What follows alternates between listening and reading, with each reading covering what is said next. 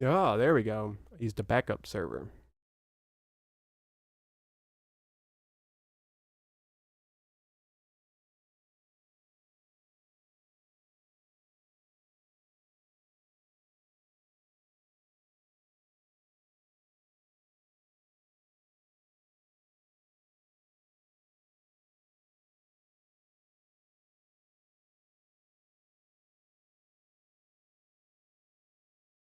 What the hell?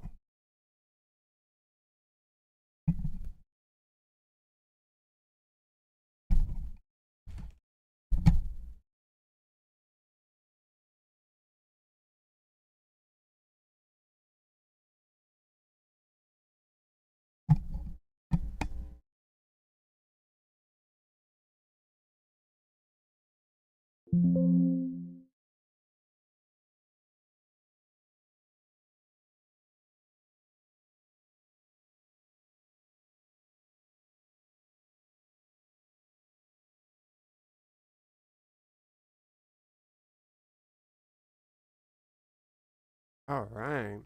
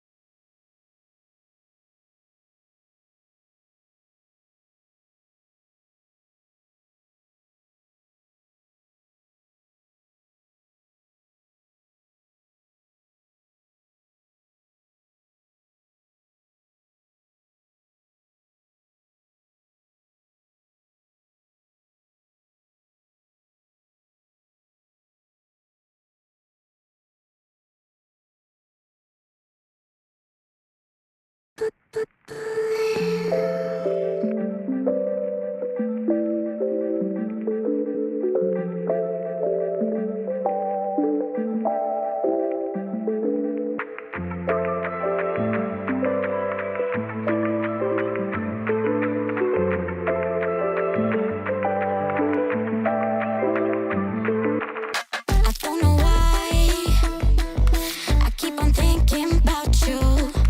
I don't know why my heart keeps on bleeding. We said goodbye for all the wrong reasons. We said goodbye without really knowing why. Your love, your love, your love, your love, your love, your love, your love, your love, your love, your love, your love, your love, your love, your love. When they come tomorrow.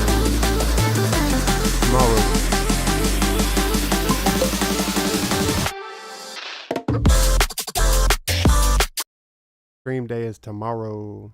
I mean, stream day. Quitting smoking day. Thanks.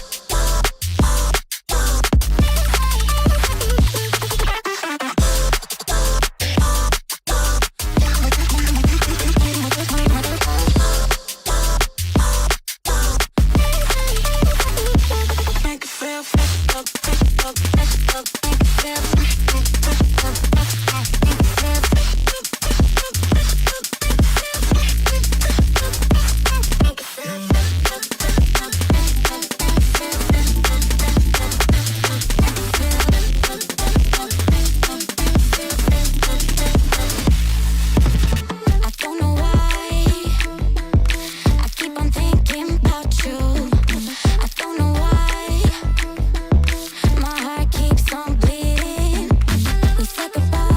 Oh, wait. For all the wrong reasons, we said goodbye without really knowing why.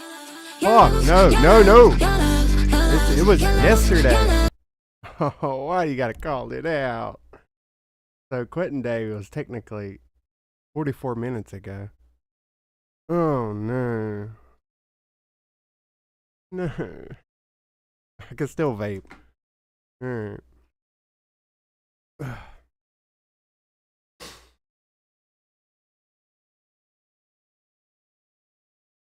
No, I gotta vape, dude. I got a new manager tomorrow. There's no way.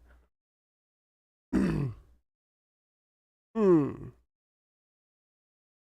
last thing I need to do is blow up on a brand new manager. Have you ever quit anything you're addicted to? It makes you very agitated. The vape I hit it and it keeps hitting. You hear that? I'm not hitting it. Dangerous. Okay. No, quitting gaming does not count. I quit gaming too. Even though I'm thinking about, well, you know, I did have the Path of Exile stint. But Pal World went cross-play and my brother wants me to play it so bad. I don't know, we'll see. I'm so jealous of the Primogen. Quitting smoking's like probably about the equivalent of going, what's that word, celibate, where you don't have sex for the rest of your life. Just pretend tomorrow, starting today, you can never have sex again. Ever. No masturbation. Nothing. Probably about the equivalent of that. Honestly, that might be easier. I'm like 3 years strong, actually. It's because I work third shift. I don't go to clubs. All right.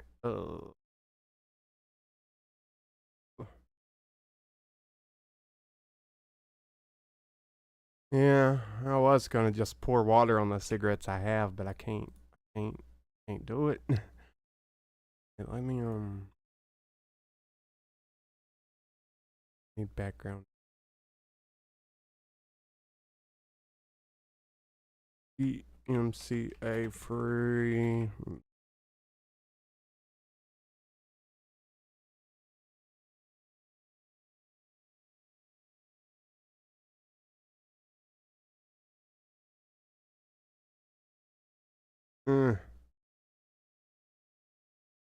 How about I count them?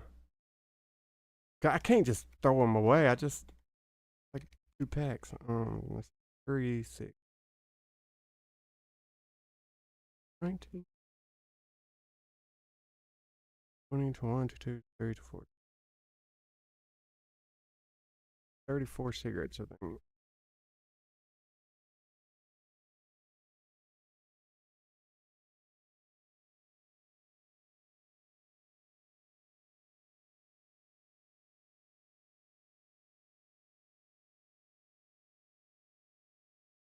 You think it'll help because it hurts more?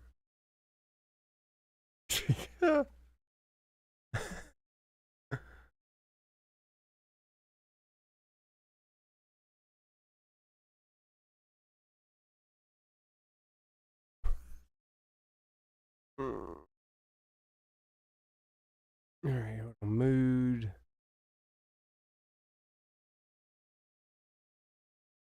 Carefree, powerful, uplifting, hopeful.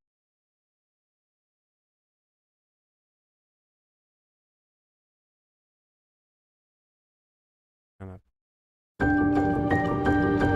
That's cinematic.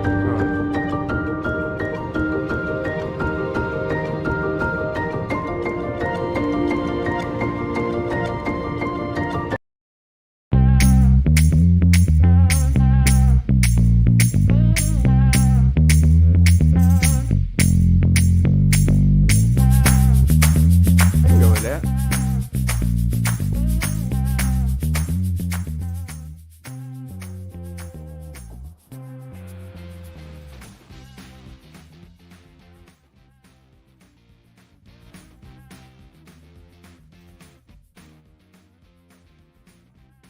Alright. Leak code. I'm tired of waking up to post. Oops, wrong one. Waking up to post about quitting smoking. I mean, not quitting freaking smoking. Jesus, got that in my head. Waking up to videos saying that, like, programming's a waste of time nowadays. Keep waking up to them.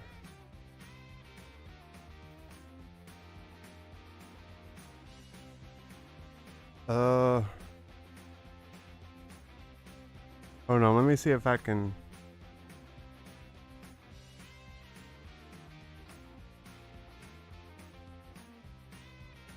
Let me see if I can hack a thing real quick.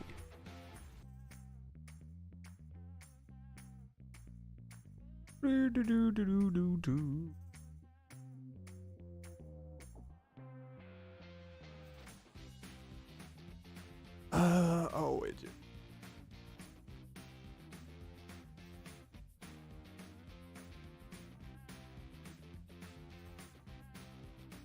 And what would I need? Like a timer or a day counter? Or do they even have that?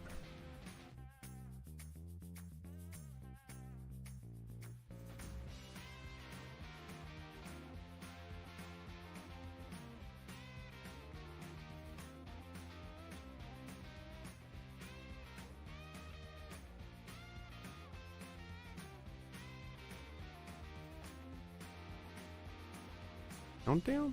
They don't have anything like that on here? I know Streamlabs. Yeah, I don't know how to do that in OBS. I just started using OBS. I'll bring it over here.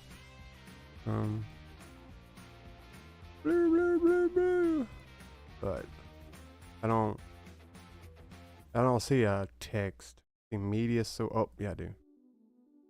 I want it dynamic though.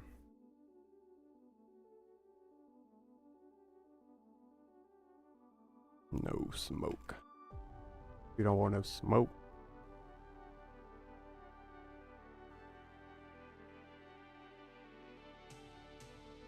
Days.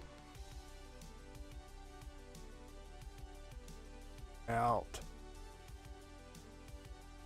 Nicotine. Is that how you spell nicotine? Nicotine. Nicotine, nicotine, nicotine, nicotine. Nicotine. Yep, nicotine.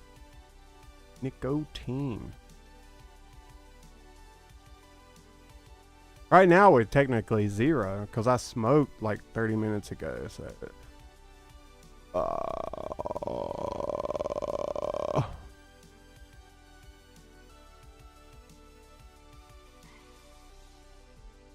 we ain't building nothing this minute.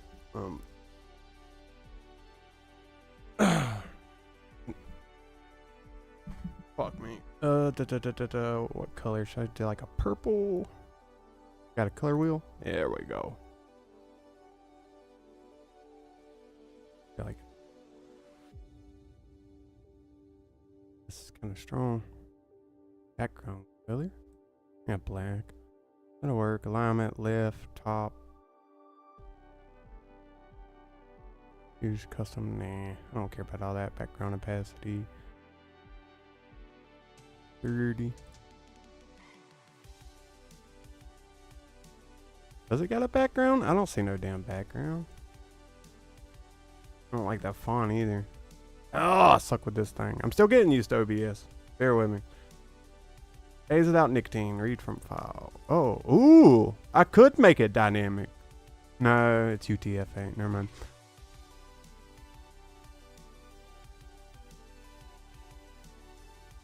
Days without nicotine. Ooh, background color. Great. Oh, no, don't. Where's the fucking background?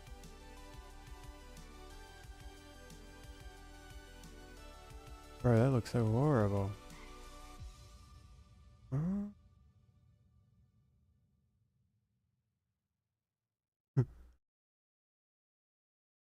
Yeah, that'll work. Huh? You can't really read that.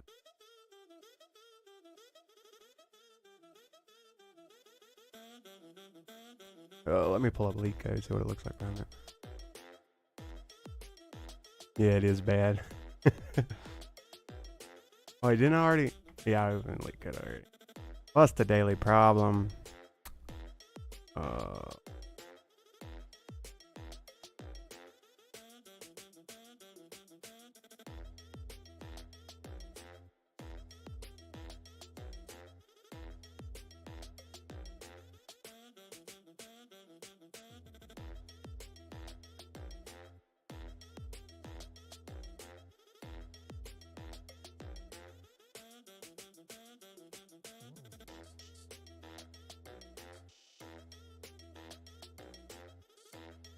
Oh, we can add a.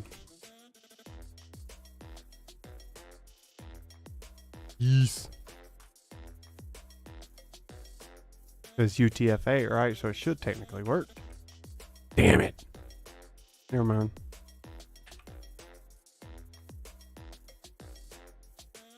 None of them are going to work, I'm assuming.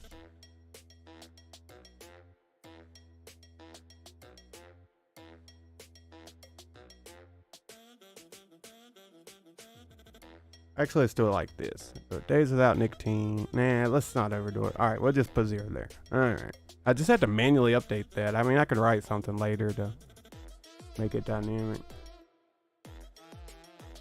Oh. I'm failing over here.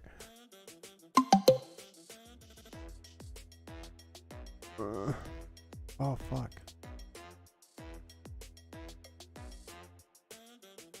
Or should I like...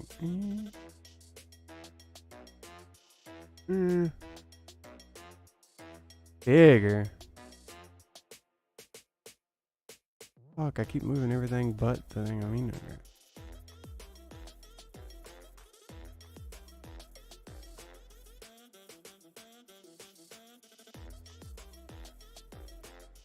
If I make it bigger though, I don't like how that's lining up.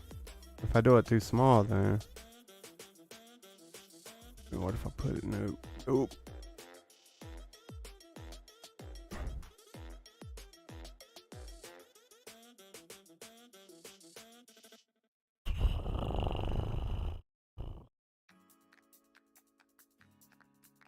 I thought that was how you spell nicotine. It does look wrong, don't it? Nico. Oh, tine. Nicotine.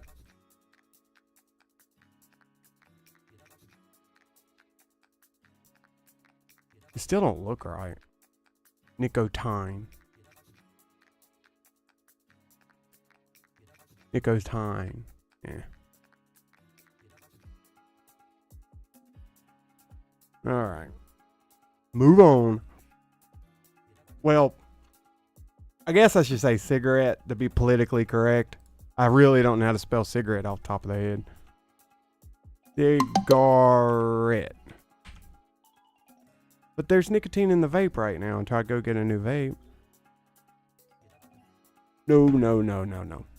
I like you trying to be a good influence, but days without cigarette.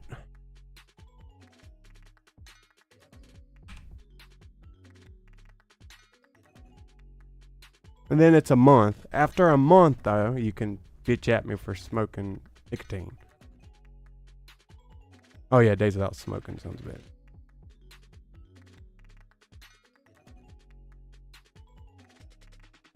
Vaping doesn't count.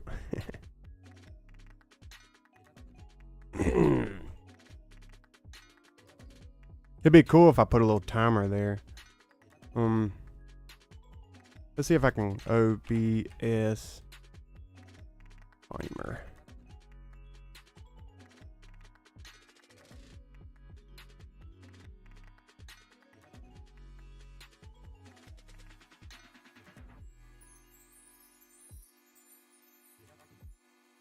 I don't like that it's in a installer. Okay.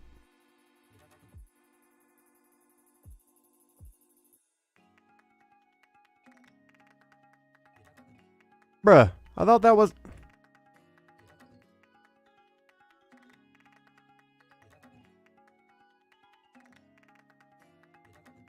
I thought this was an installer. Well, I guess I just copied the DLL into the,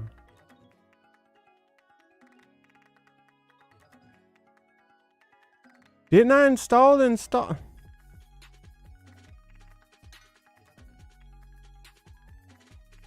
Oh, it's this one.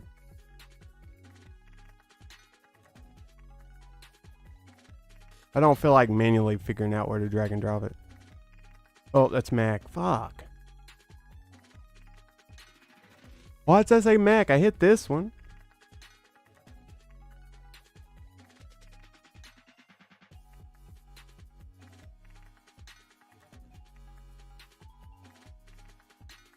Okay, I did. Okay. I'm tripping. It just says Mac OS X up there for some reason. I guess if you got a Mac, I don't know.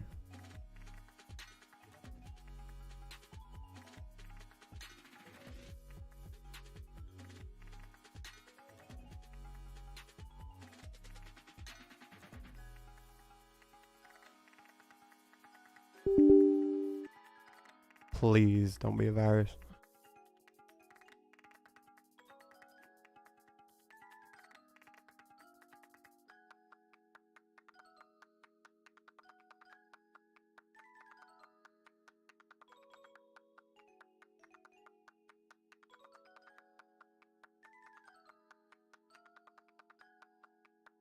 Oh!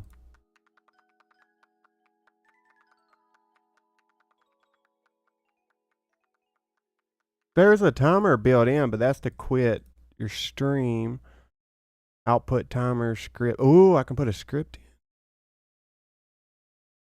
Wait, why is this? Is it Python?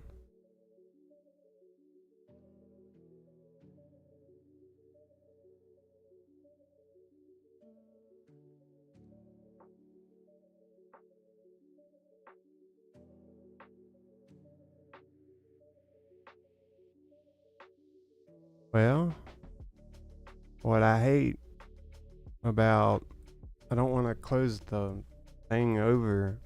But you think it would automatically add down here, but I don't see the timer.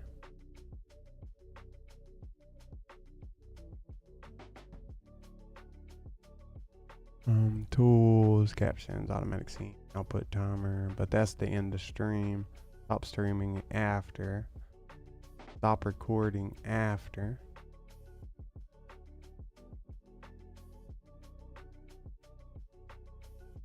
Yeah, I'll worry about that later. Alright, whatever.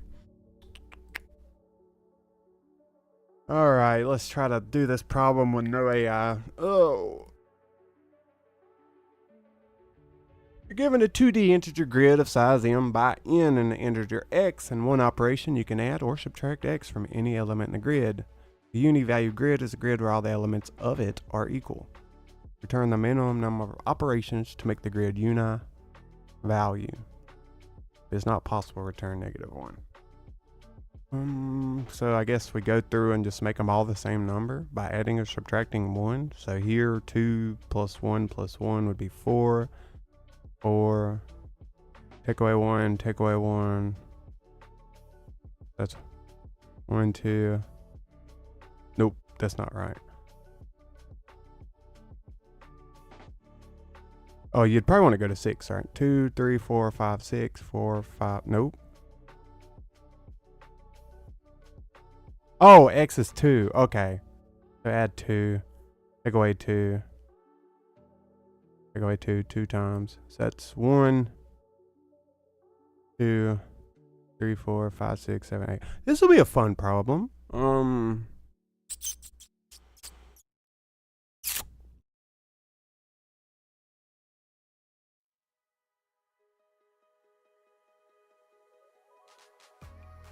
There's edge cases I'm thinking about top of my head.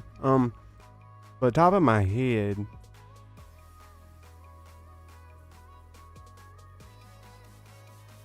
let me see it this way. Console.log grid. Is it .flatten? Or am I thinking of another language?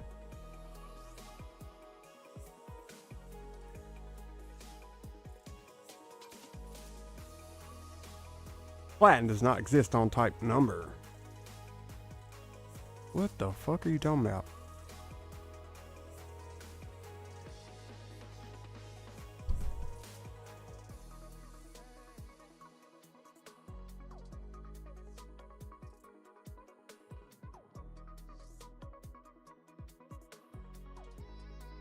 Can't you use reduce to flatten an array?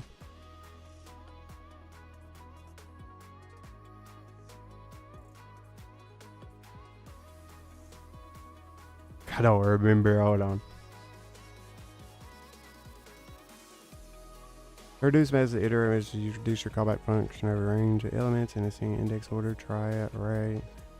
Reduce callback initial value. Accumulator. So yup. So we'll grab the accumulator num, then just return accumulator plus or, and then just return. Oh.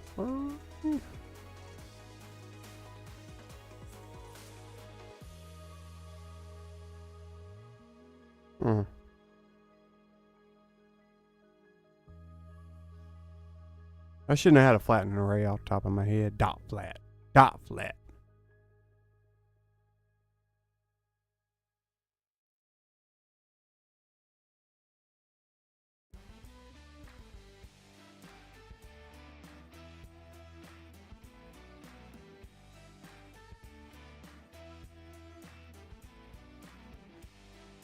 But what I'm thinking is just go ahead and sort it and then grab the medium number. So like in the case of this one, you'd probably want a number that already exists. So in the case of this one, it would be 4. This one's 5, 2, well, 1, 2, 3, 5. You could grab 2 or 3. Depending. I might need to make a helper.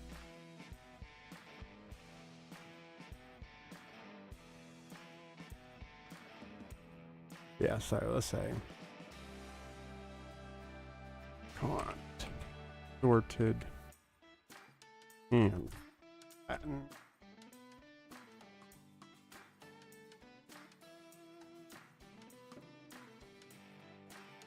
All right, so we're already gonna hit and log in or whatever dot sort AB, but naive solution first.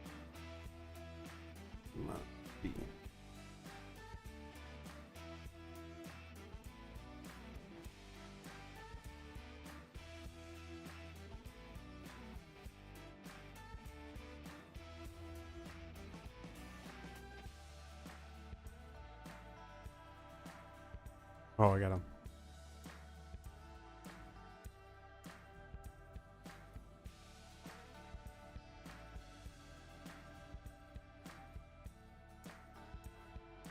Sort and fat.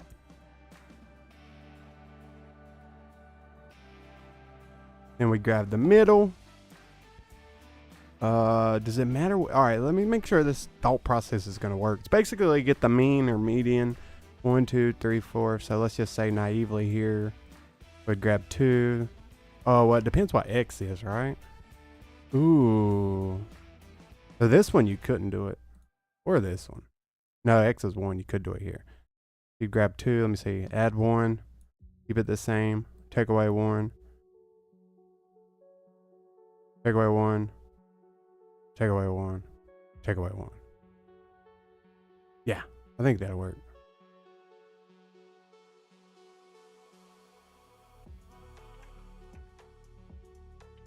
Make a helper function.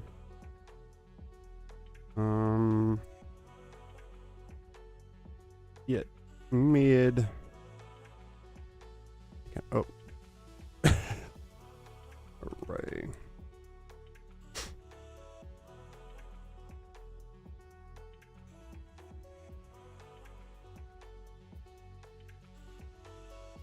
Const mid equals array. Darling. About 2.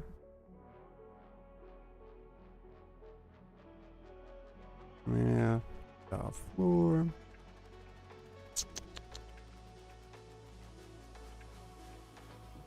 Turn mid.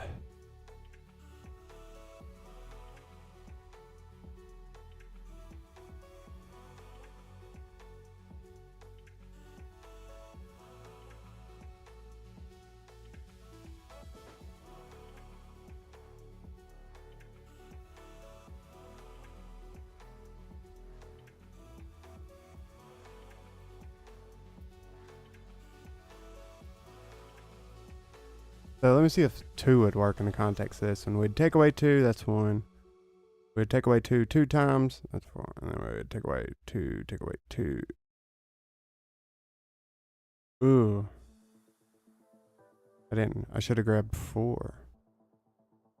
That won't work. 8, 7, 6, 5, 4, 3, 2. 6, 5, 4, 3, 2. We're already at 5.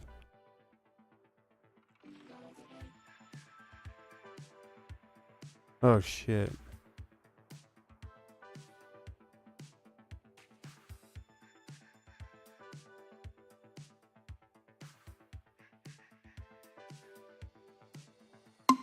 Not just dot ceiling? Fuck. Is there a way you can grab the math dot floor, but what if you want it to round up? God, my country accent.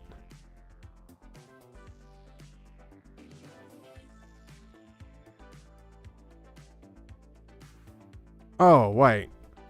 I'm dumb.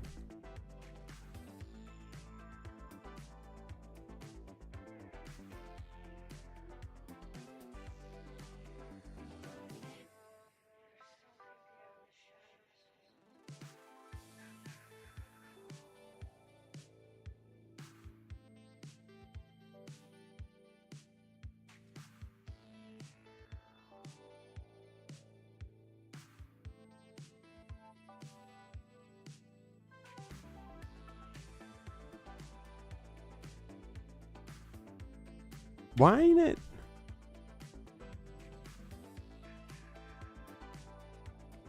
Four, 2.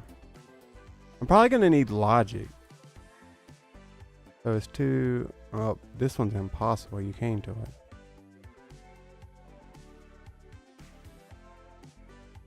But now we can just.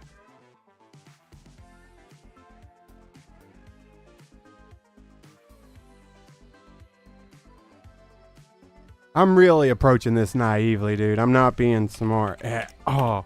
Const, we'll just say target equals get min word I'm flat. I'm already wanting to see.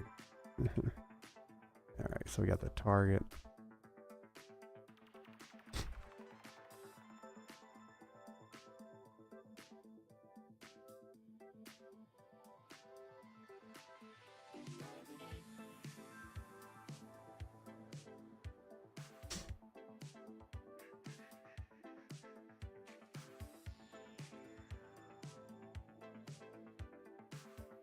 Maybe if I just do while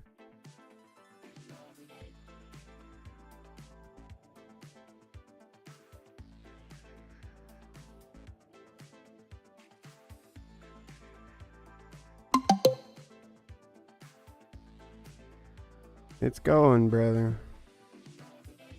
It's going. Oh.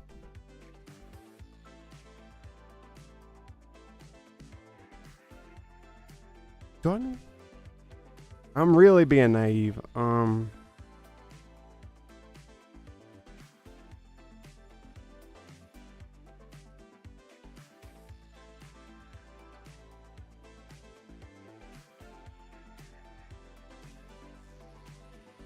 I was lazy as possible yesterday. I ain't gonna lie. I watched Netflix all day. It's been a while since I've done that, so.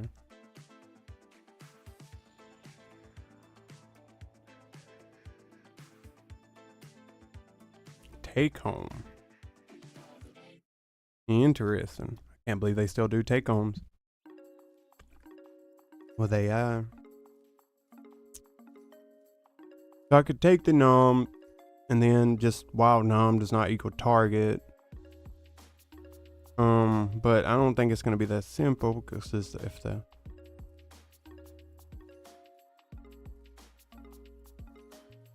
maybe I can do greater than target and then while num's less than target, and I could do it. No, that's too complicated.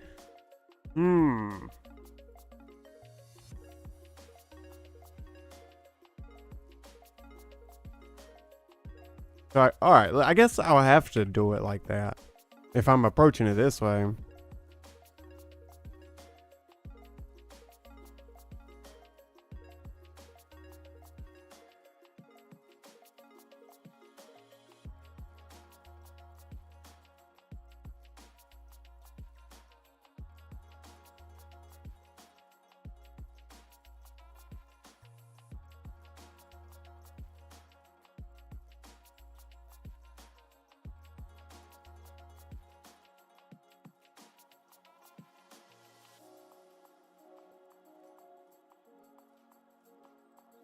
Y'all been watching the Primogen 7-day vibe coding session? I'm jealous, man. It looks fun.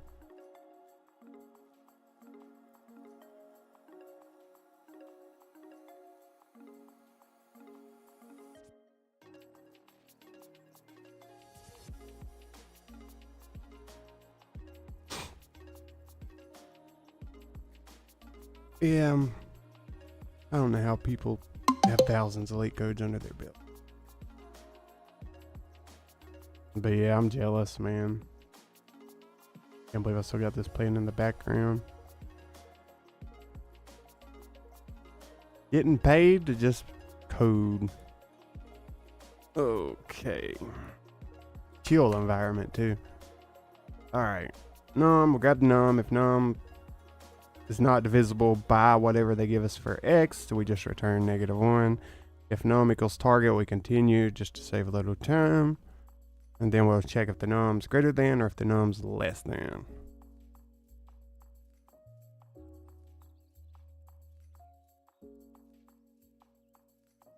And then if no. This is a lot of if statements. I don't like using a lot of if statements.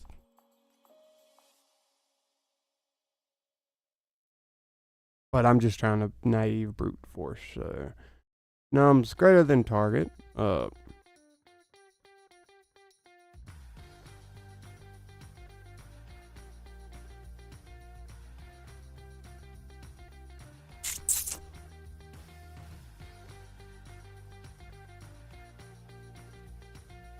Maybe this should be a while. Or I could put a while in here. That's stupid. It's a count of the number of independent branches of logic in a function.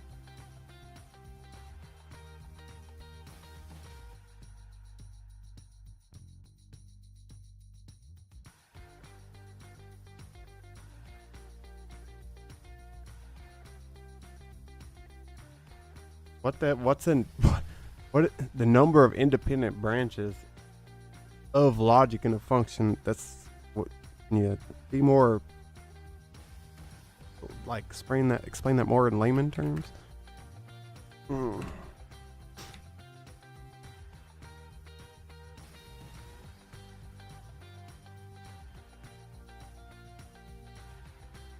True, yeah.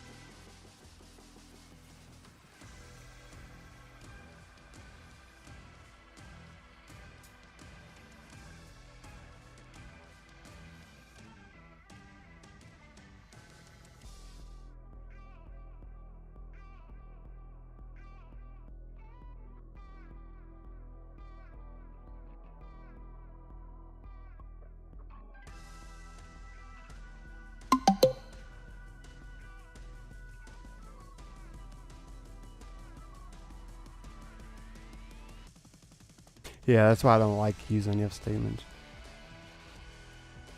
Especially if it's like crazy functions you're calling in each one.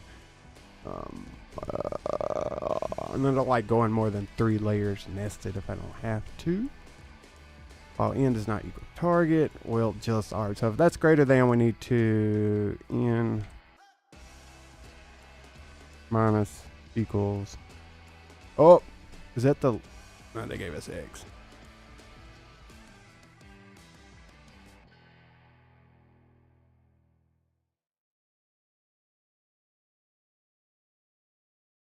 This is very naive, by the way.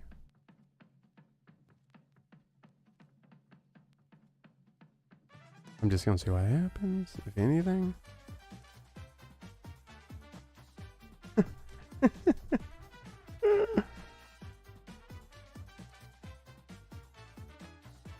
It ain't gonna pass everything. Yeah, I know it wouldn't.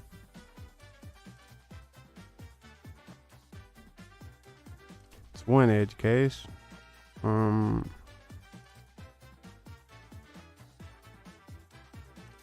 If grid 0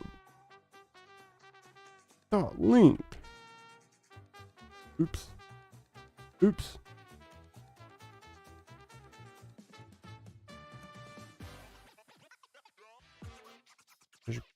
Less than 2.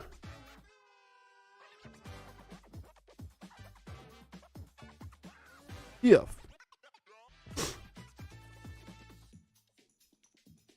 grid 0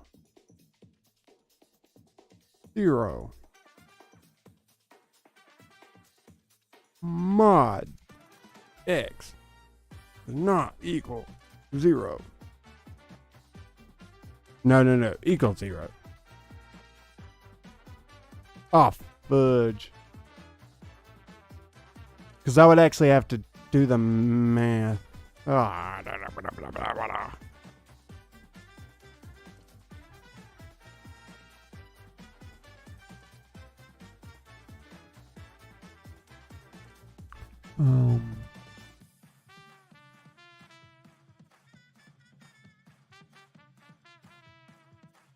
No.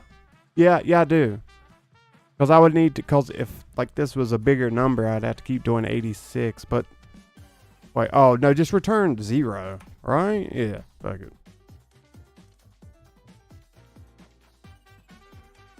Gotta use that test key. But give me past that one and see what else I gotta fix. Wait, what? Oh, length.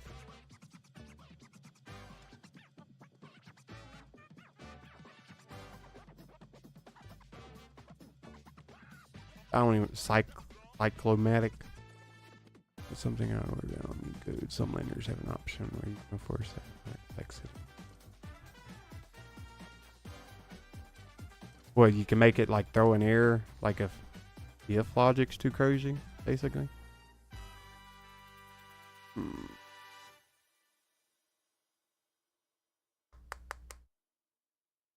How'd I fail less?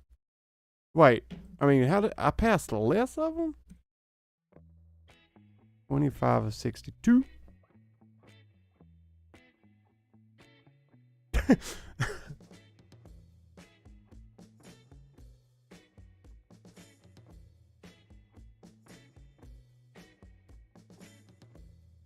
Oh.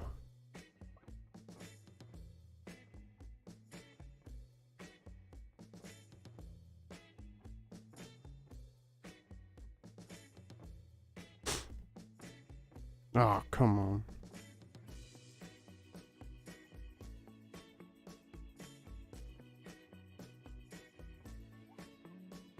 Alright, if grid 0, 0. If I do 0, 0, that gives me the number.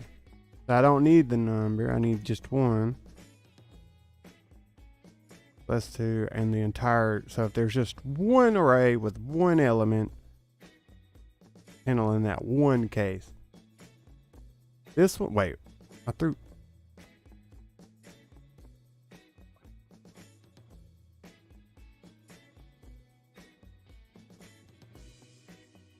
Alright, let's say we got 931 mod 73 55.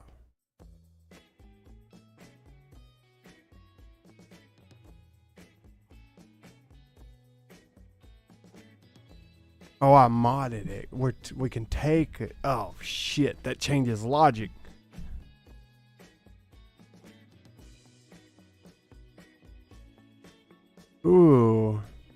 Alright, I ain't gonna get away with it this easily. Oh, fuck. Alright. Because that don't necessarily tell us. That just tells us if we do it once, there's a remainder. Right?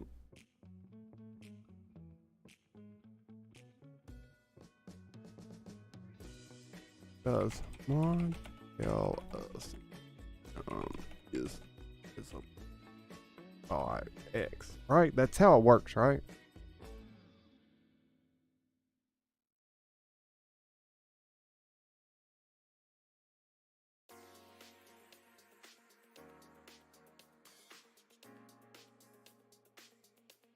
Yeah, because it's the remainder. So if there's a remainder for one of them, I should get -1, you would think.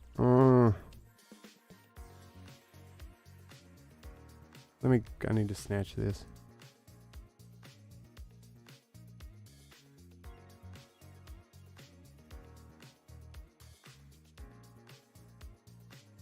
Which we're not dividing it, right? So since we're not dividing it, we would have to take away the number and it would have to equal the target. So maybe if I just get rid of this logic.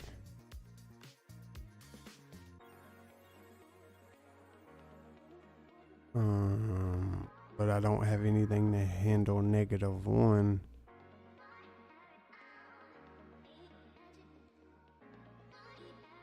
I got it. Limit exceeded. Oh, so that was catching this shit. Making that work. Oh.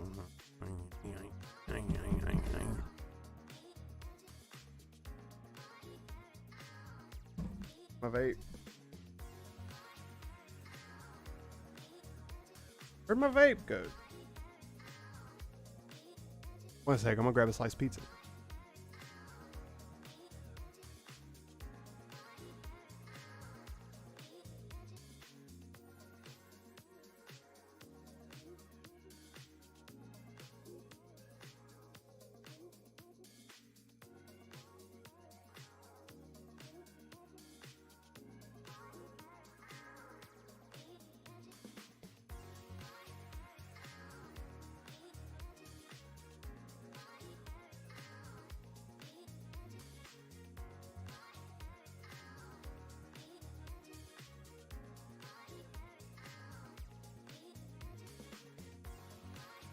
All right.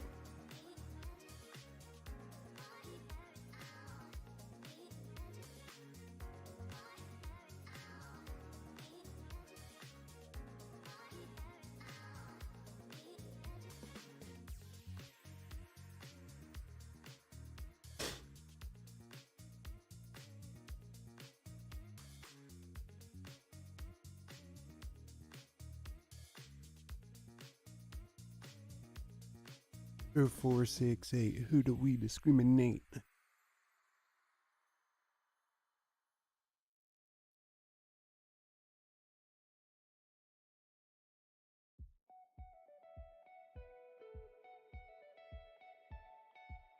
Hmm.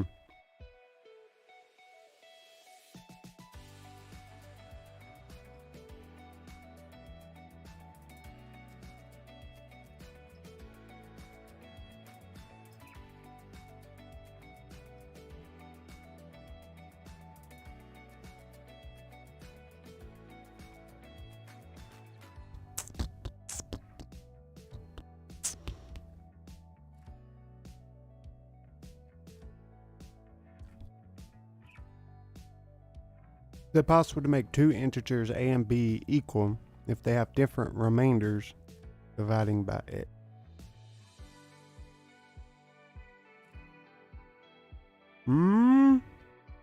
Let's find out.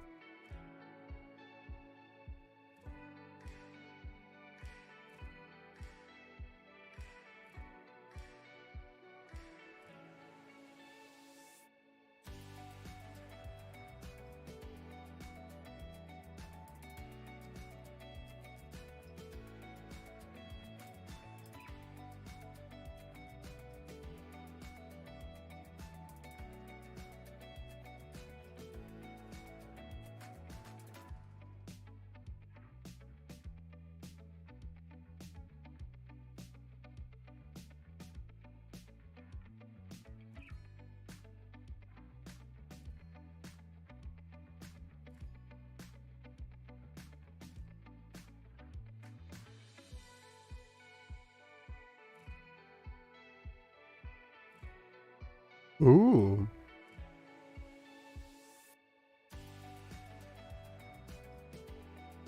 Thank you. No.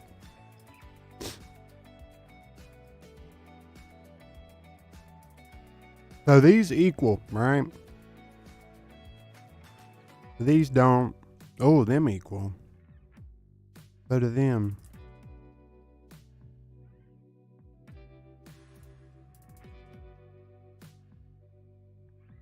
We have one mod 2 gives you a remainder of negative. I thought negatives aren't supposed to count with the mod.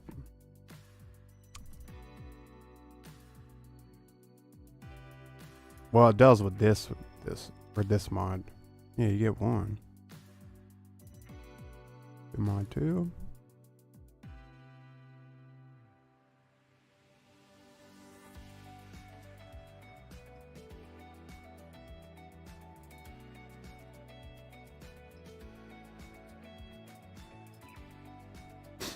Alright, I already solved that hint. I already did that too.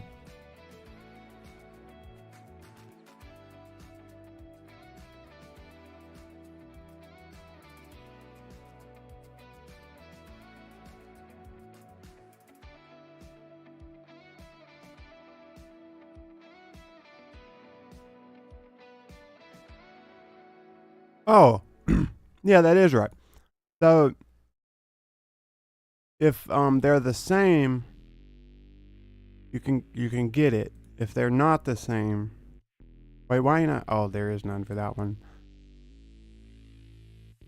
So if they're different, you return -1. Okay.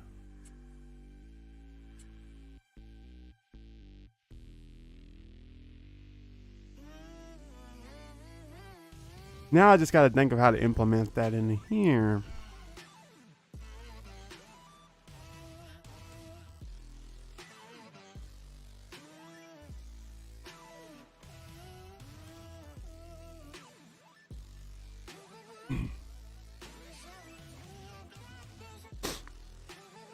So what if I went through? No, that's kind of naive.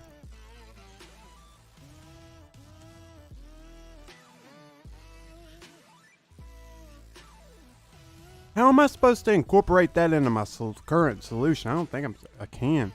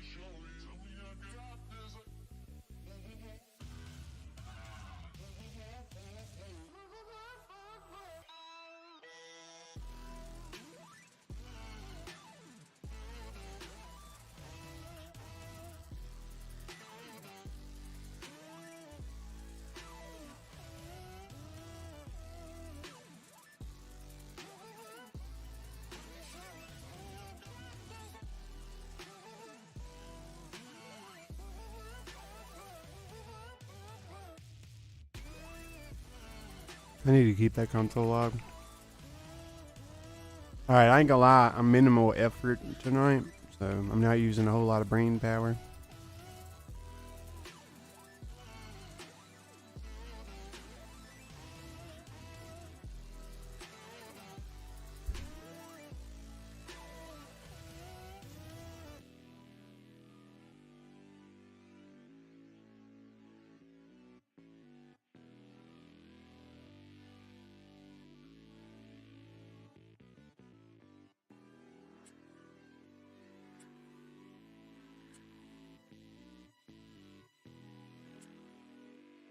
This is naive anyways.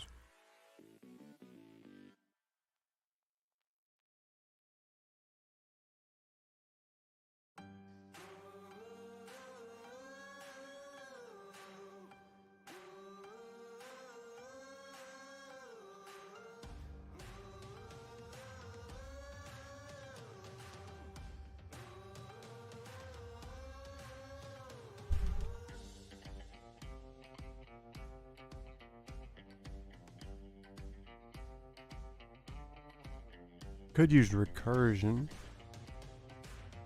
Please have no solution. One more reputation needed, deal with blah blah blah. Seeing a lot of answers that sort, find the median, and calculate how much it takes each value to get there. I consider doing this. I didn't know it would always yield the most optimal way to get to equality. That's not the most optimal way to do it, I can tell you that. Median. This should be easy. You just grab the middle number, 2468, 4, and then you just add X to each digit, and if it can hit 4, you're good. If it can't,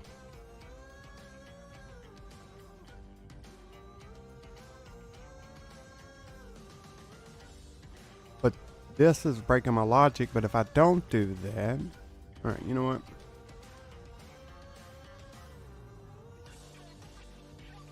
Maybe I can do it a better way. So we grab the num. Let me run real quick, make sure this up here ain't messing with my code.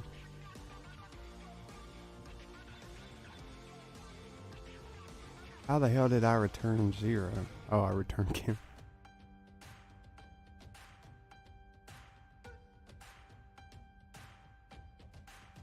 Oh, alright, yep, fuck it. Alright.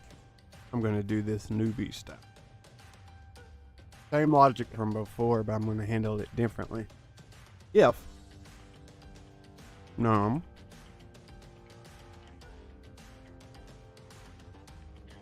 equals yeah. Just continue. We don't need to do nothing. And then if num is greater than target, we do what we did earlier. But if n is less than target,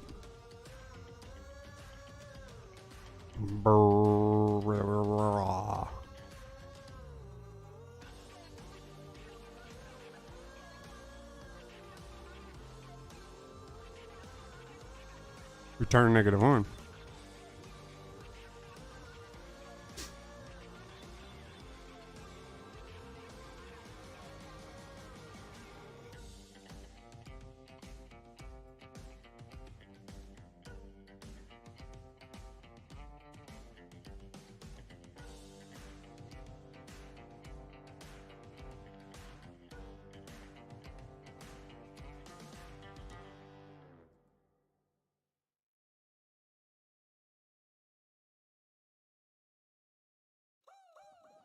And then do the same for the other, right?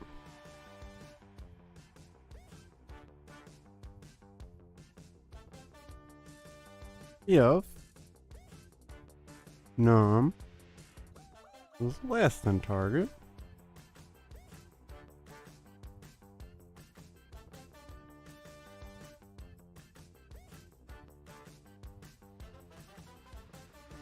nope, you don't need to be in that one.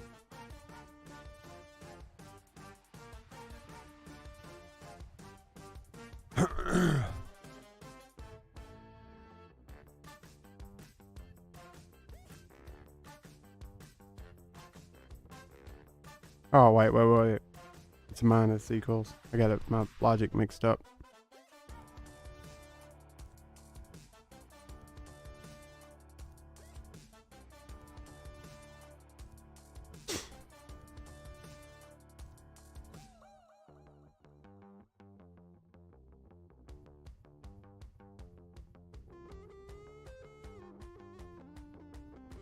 How did I get nothing?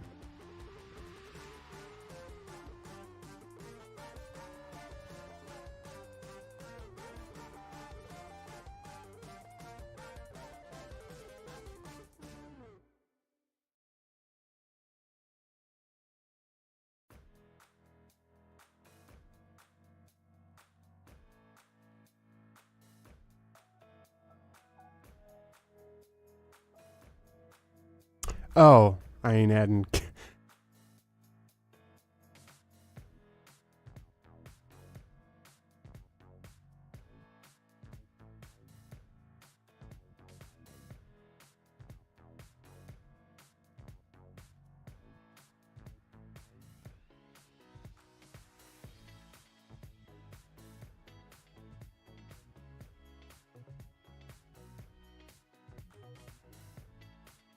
Still got the console log in there.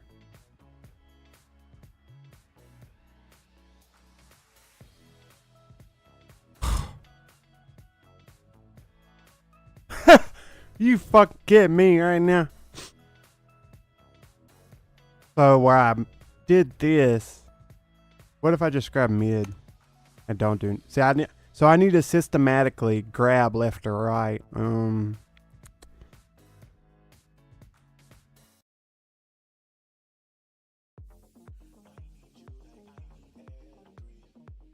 Ugh, this is so slow. Oh, never mind, I got it. I love it. It's a Python solution. Oh man. Alright, at least give me less than a freaking millisecond. Come on now. But now that I've naively solved it, I can use AI. Alright. This was the naive way where we literally just we sorted it. We made a helper function to get the middle. Started a counter. Went through it. Copied the num. And then just bumped it until we hit target. And then we have a little edge case here if we go below the target so we don't hit a TLE. Time limit exceeded. We just return -1 because the num can't become the target and the target's the most optimal solution.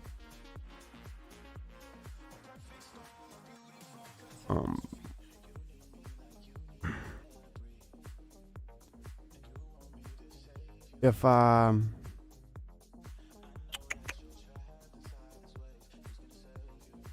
guess I'll just look at their solution. I'm assuming they're going to do it naively first. Oh, they don't even use JavaScript.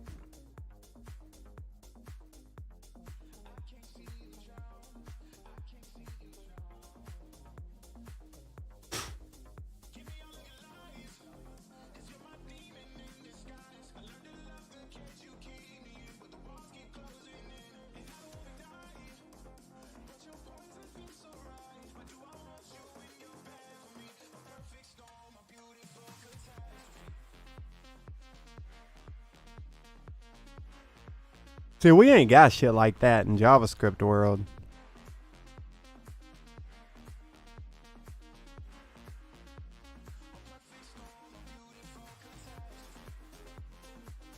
I need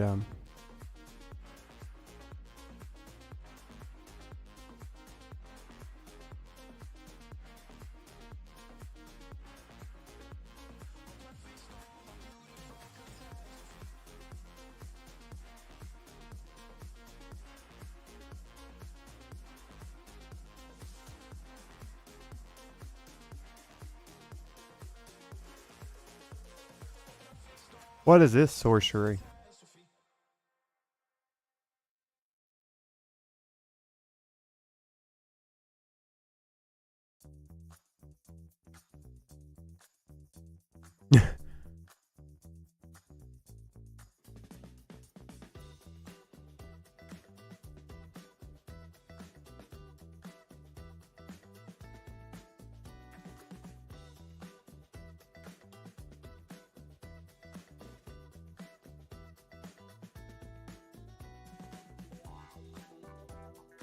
Bruh, I can't even understand this looking at it.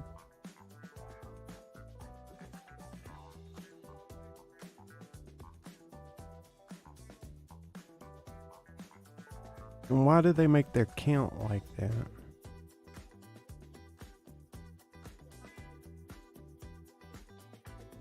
Are they using binary shit? No, they're using some bit shifting shit.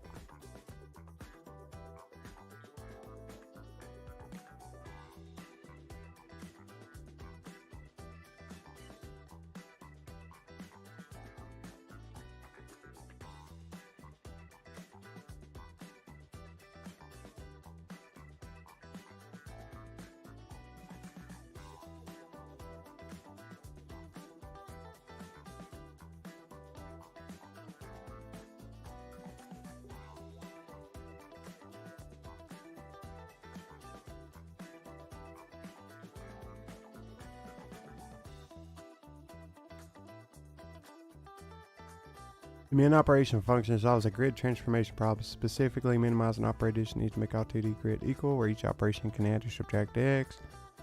Convert all values in grid to be the same using operations of plus x or minus x. Return the minimum number. Get grid dimensions. Prepare a frequency counter to count how many times each normalized value appears. Store the remainder of the first element modulo. All elements in the grid don't have the same mod. It's impossible to equalize them. Ooh!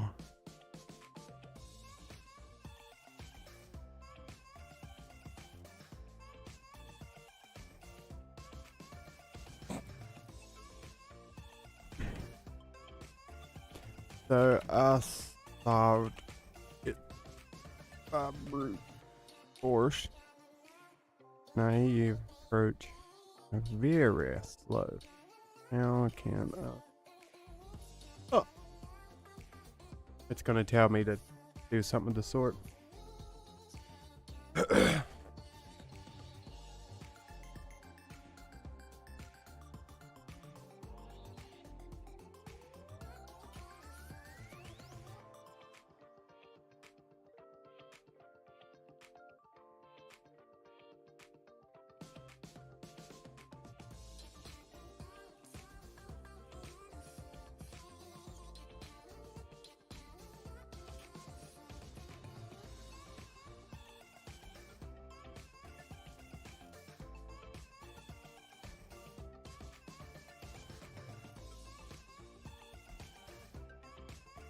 Bruh.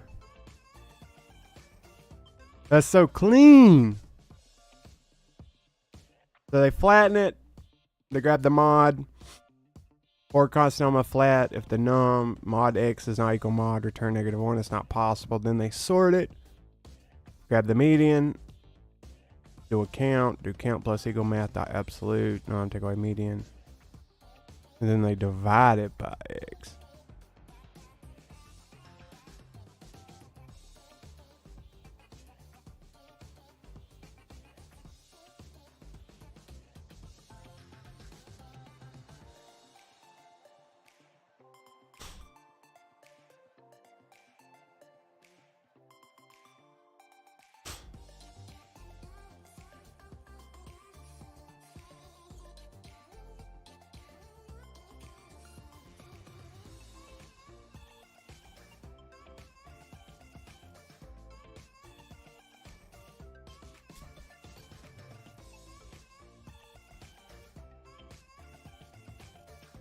This gets the absolute distance between the current number and the median. Example is num equals 13, median equals 7.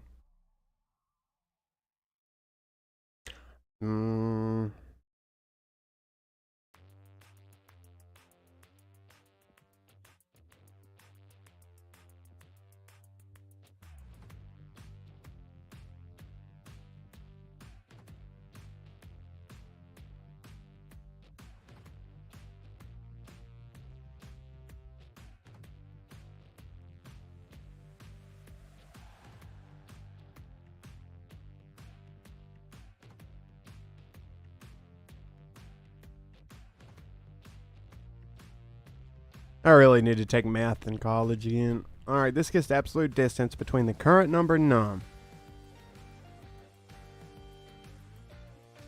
So it's 6. And then you do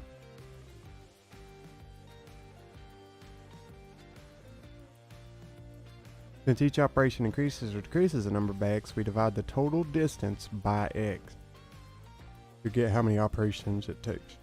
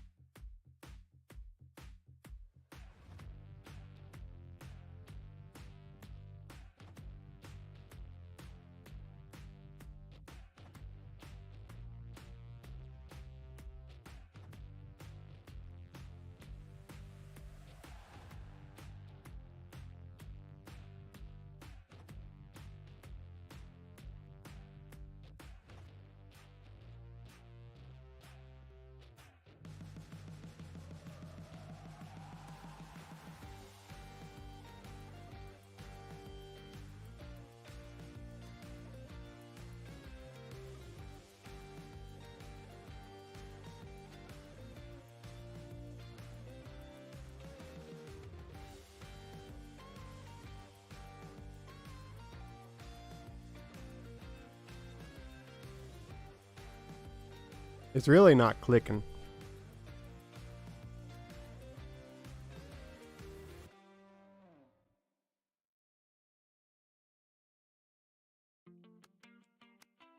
So we take away the median points and divide.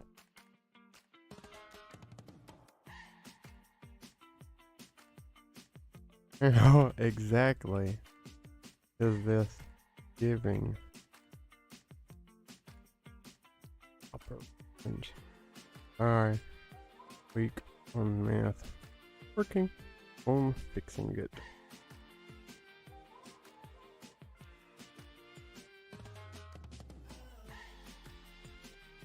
You're allowed to add or subtract x any number of times to make all values equal in the grid. You want the minimum number of operation.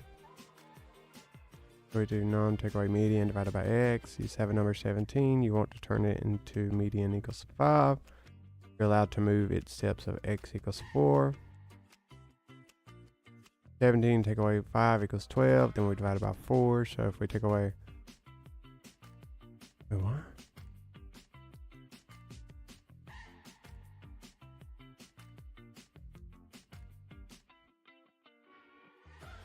That is?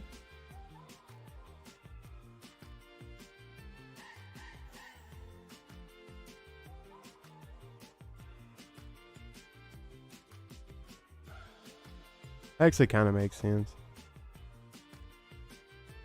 See if I can do it.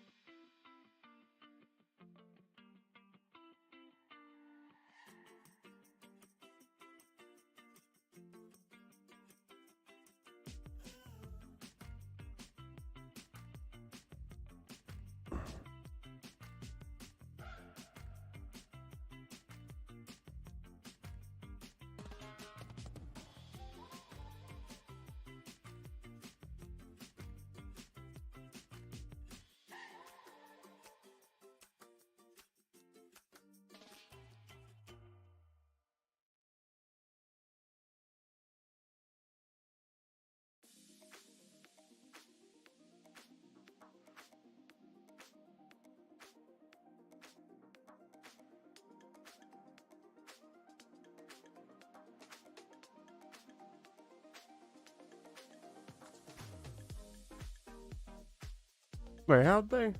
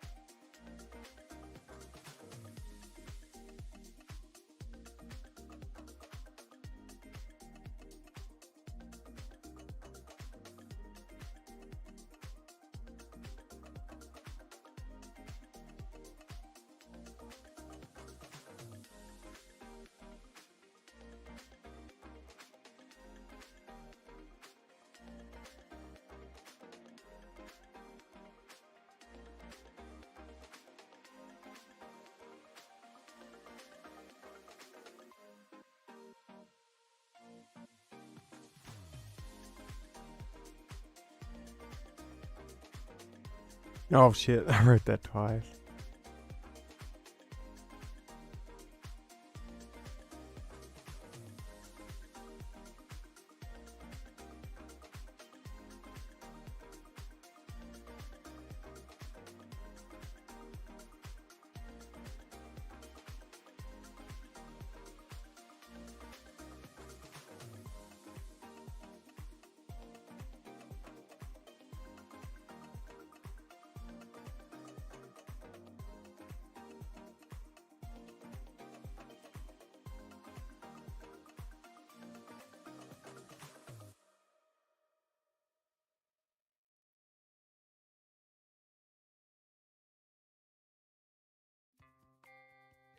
Well,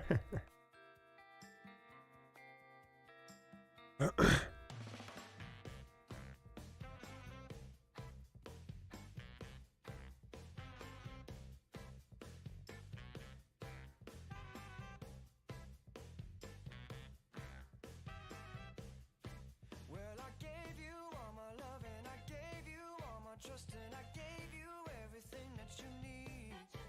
But you only told me lies and you made me realize that, babe, you ain't no good for me. I can't be with you, you can't be true. And I know just what I got to do. Gonna hit the ground running, running, running just as fast as I can. Gonna hit the ground running, running, running just as fast as I can. Well, you're begging me to stay, but I'm going my own way, and the skies ain't looking cloudy or gray. I won't even roll the dice so that you can't play me twice, no babe. Who do you think I am? Well, I'm gonna take my own road, and I'm sorry, baby, you can't go. Gotta hit the ground running, running, running just as fast as I can. Gotta hit the ground running, running, running just as fast as I can. Well, I know you say you're sorry and that you do right, but babe, who do you take me for? Yes, I see you crying, but before those tears are drying, baby, I'm headed for that door.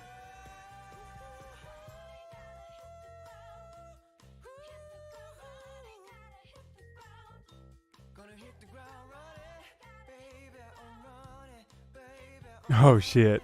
running, running, running, running, running, running just as fast as I can. Gonna hit the ground running, running, running just as fast as I can. Gonna hit the ground running. Oh shit.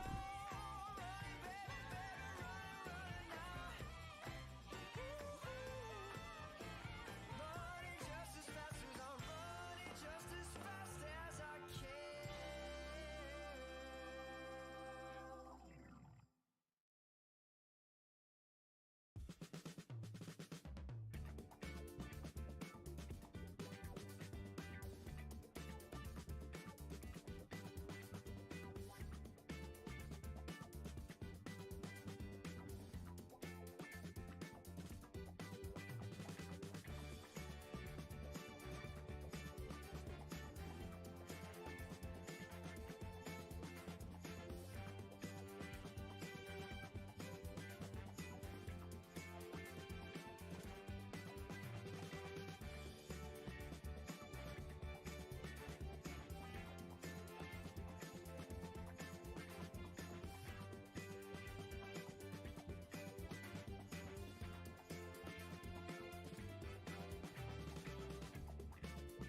Fuck me.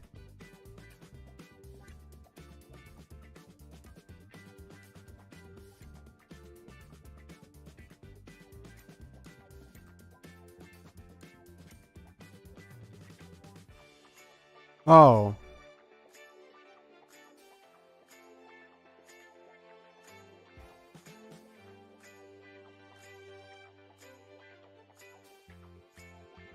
All right, that's. Oh, I ain't doing math. Absolute.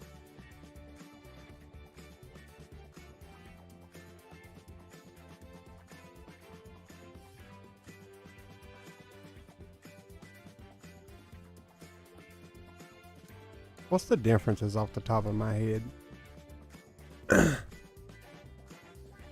Oh yeah, get rid of negatives.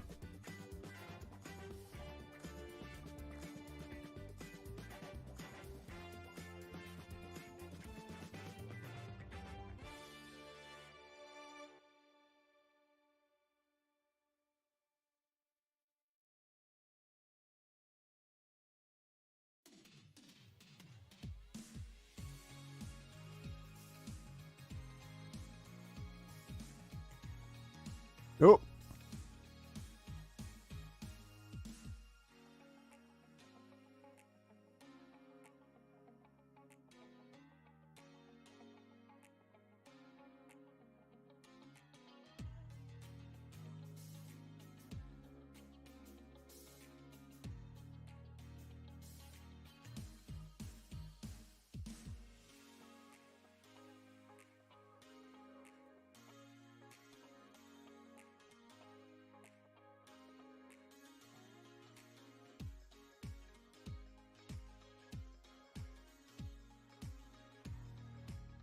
Oh no, did I just delete something I needed?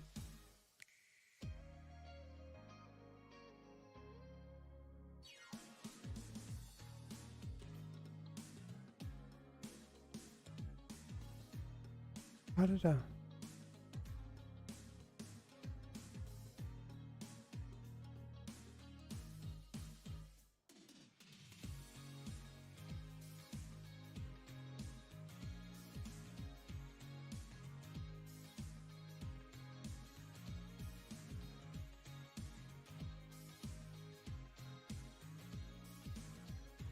Bruh.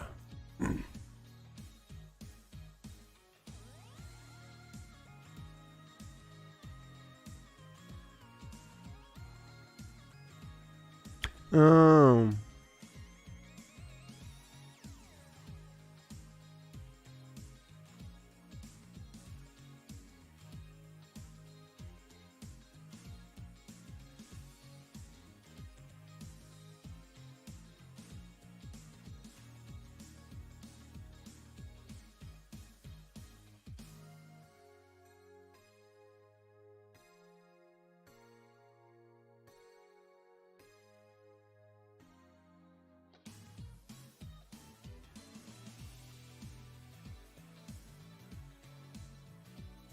Bruh.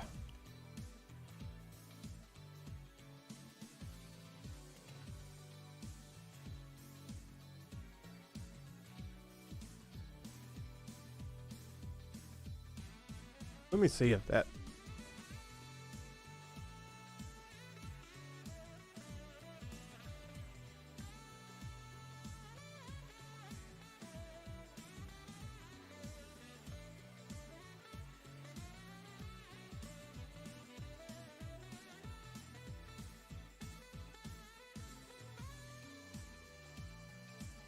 Don't really make a difference.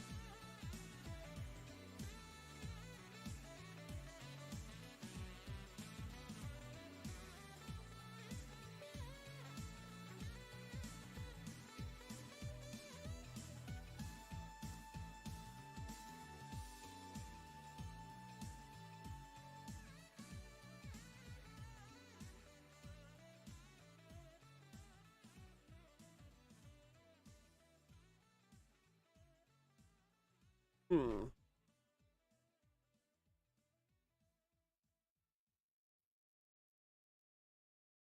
Cannot find names sorted.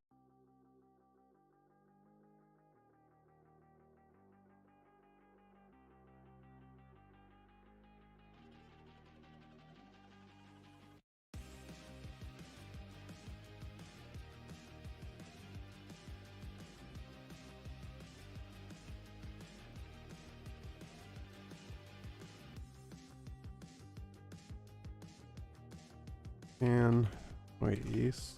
Oh, and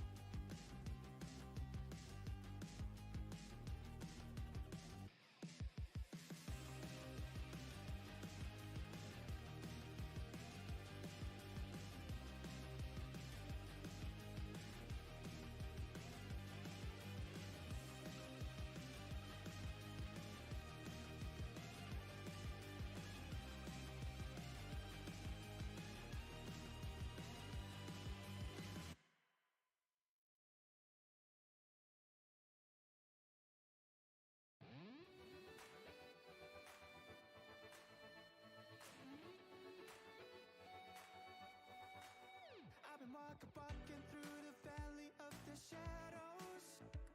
I let them tell me who I was. I've been talking myself up onto the gallows.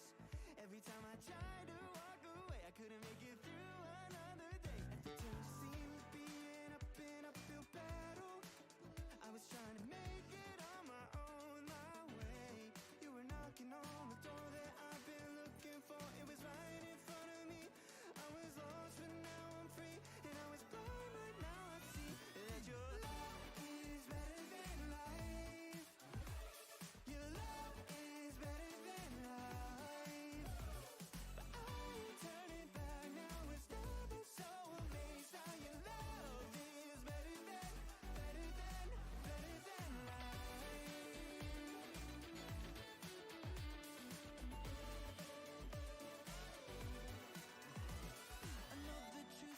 Forever starts today and won't stop now. Your face shining on me, walking in the truth that set me free. It's all I need. If you're ever only for me, then who could stand against? Love is better than life. Your love is better than life. But I ain't turning back now. It's double so amazed how your love is better than life.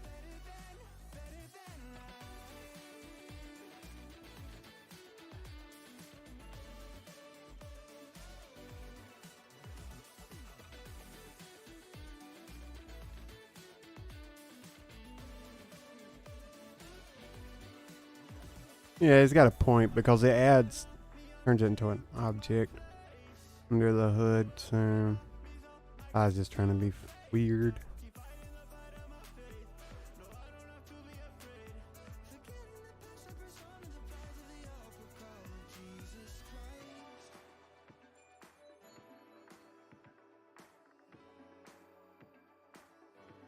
All right, back to the little stack thing.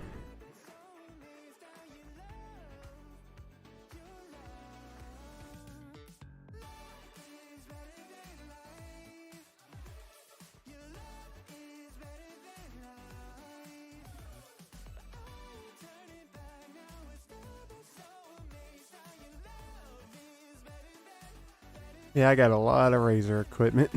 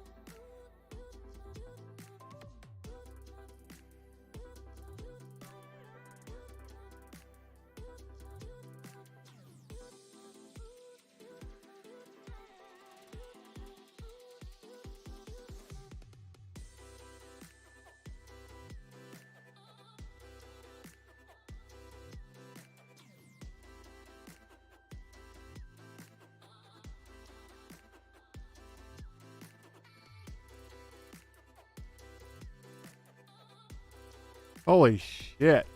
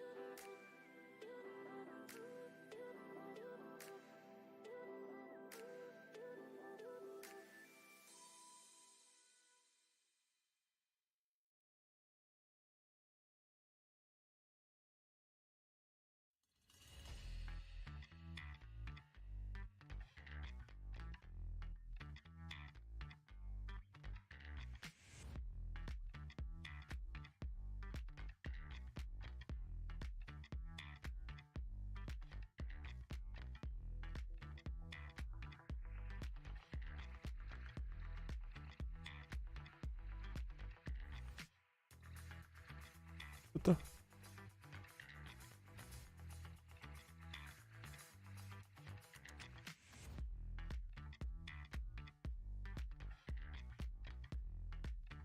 Oh, I am.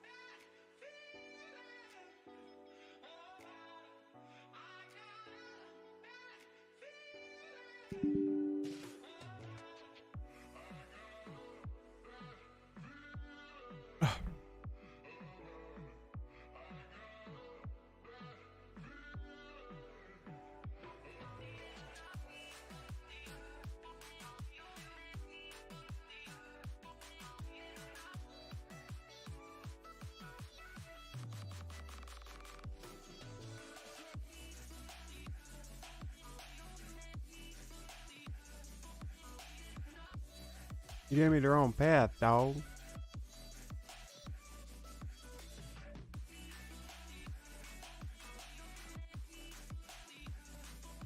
Oh, that was me.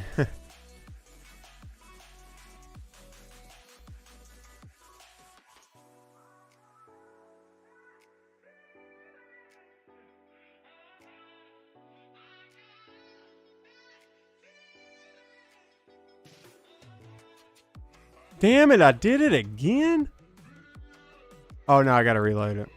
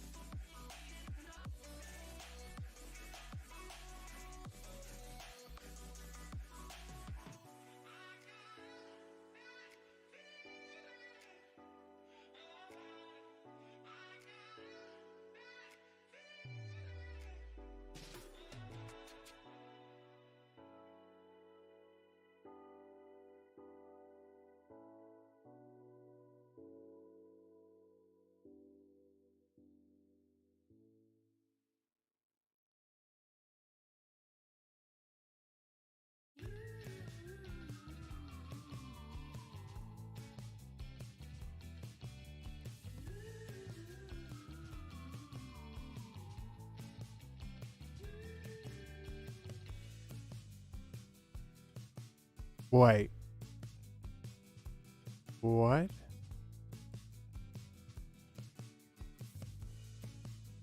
Oh. I think I know what's going on.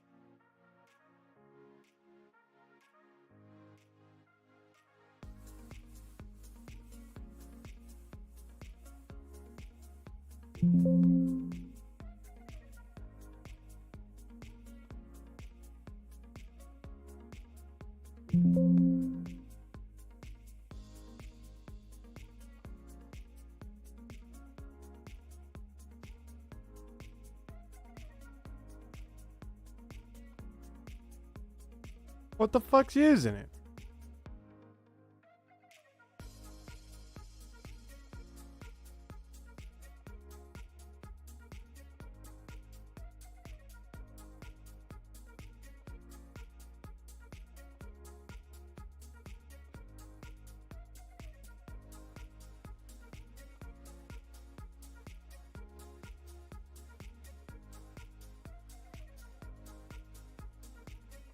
The fuck you talking about?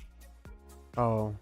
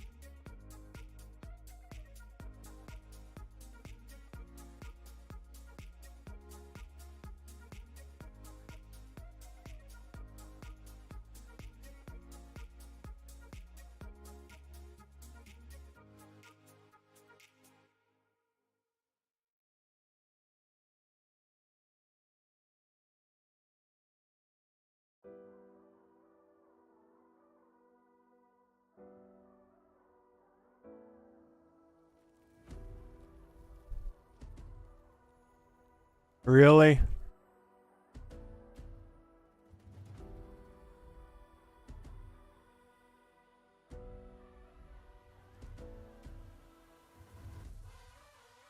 Alright, I'm gonna have to use the restroom. It might take me a second.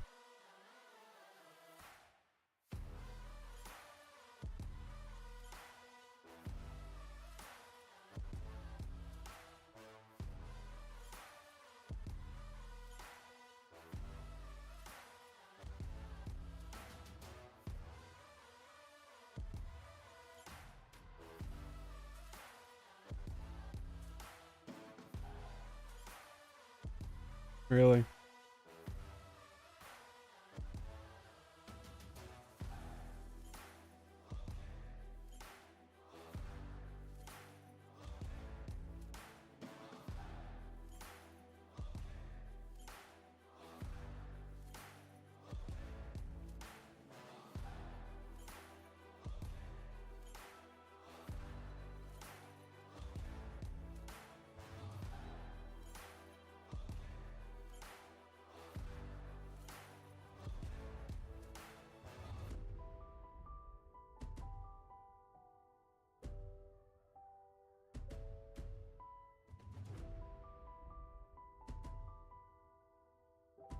EA has released the source code of Nuh-uh. Command & Conquers.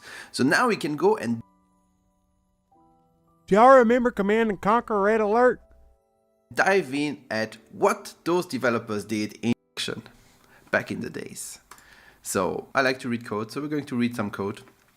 Some people must just work, and if it works, it works. There are no spaces here that a bit annoys me, but it's okay. One thing I found that was funny, it was in the bullet code. I think from Red Alert, I'm not sure. So, confidential, of course. What we have here, bullet class, the thing that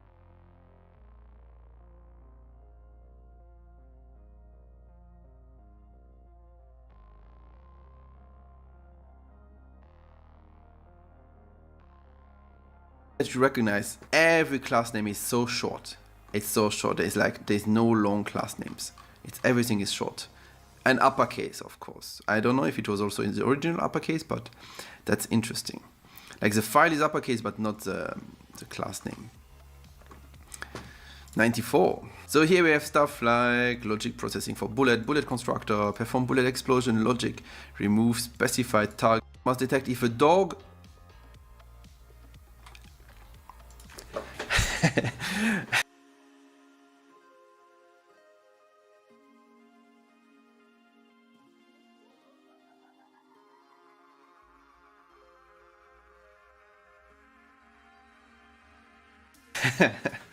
What? The bullet destructor must detect if a dog has been attached to this bullet. If so, then the attached dog must be unlimboed back onto the map. This operation is necessary because unlike other objects, the dog flies with the bullet it fires. Special case. The dog is attached to the dog bullet in a limbo state. I'm assuming dog doesn't When the mean bullet actual is fucking destroyed, the dog. dog must come.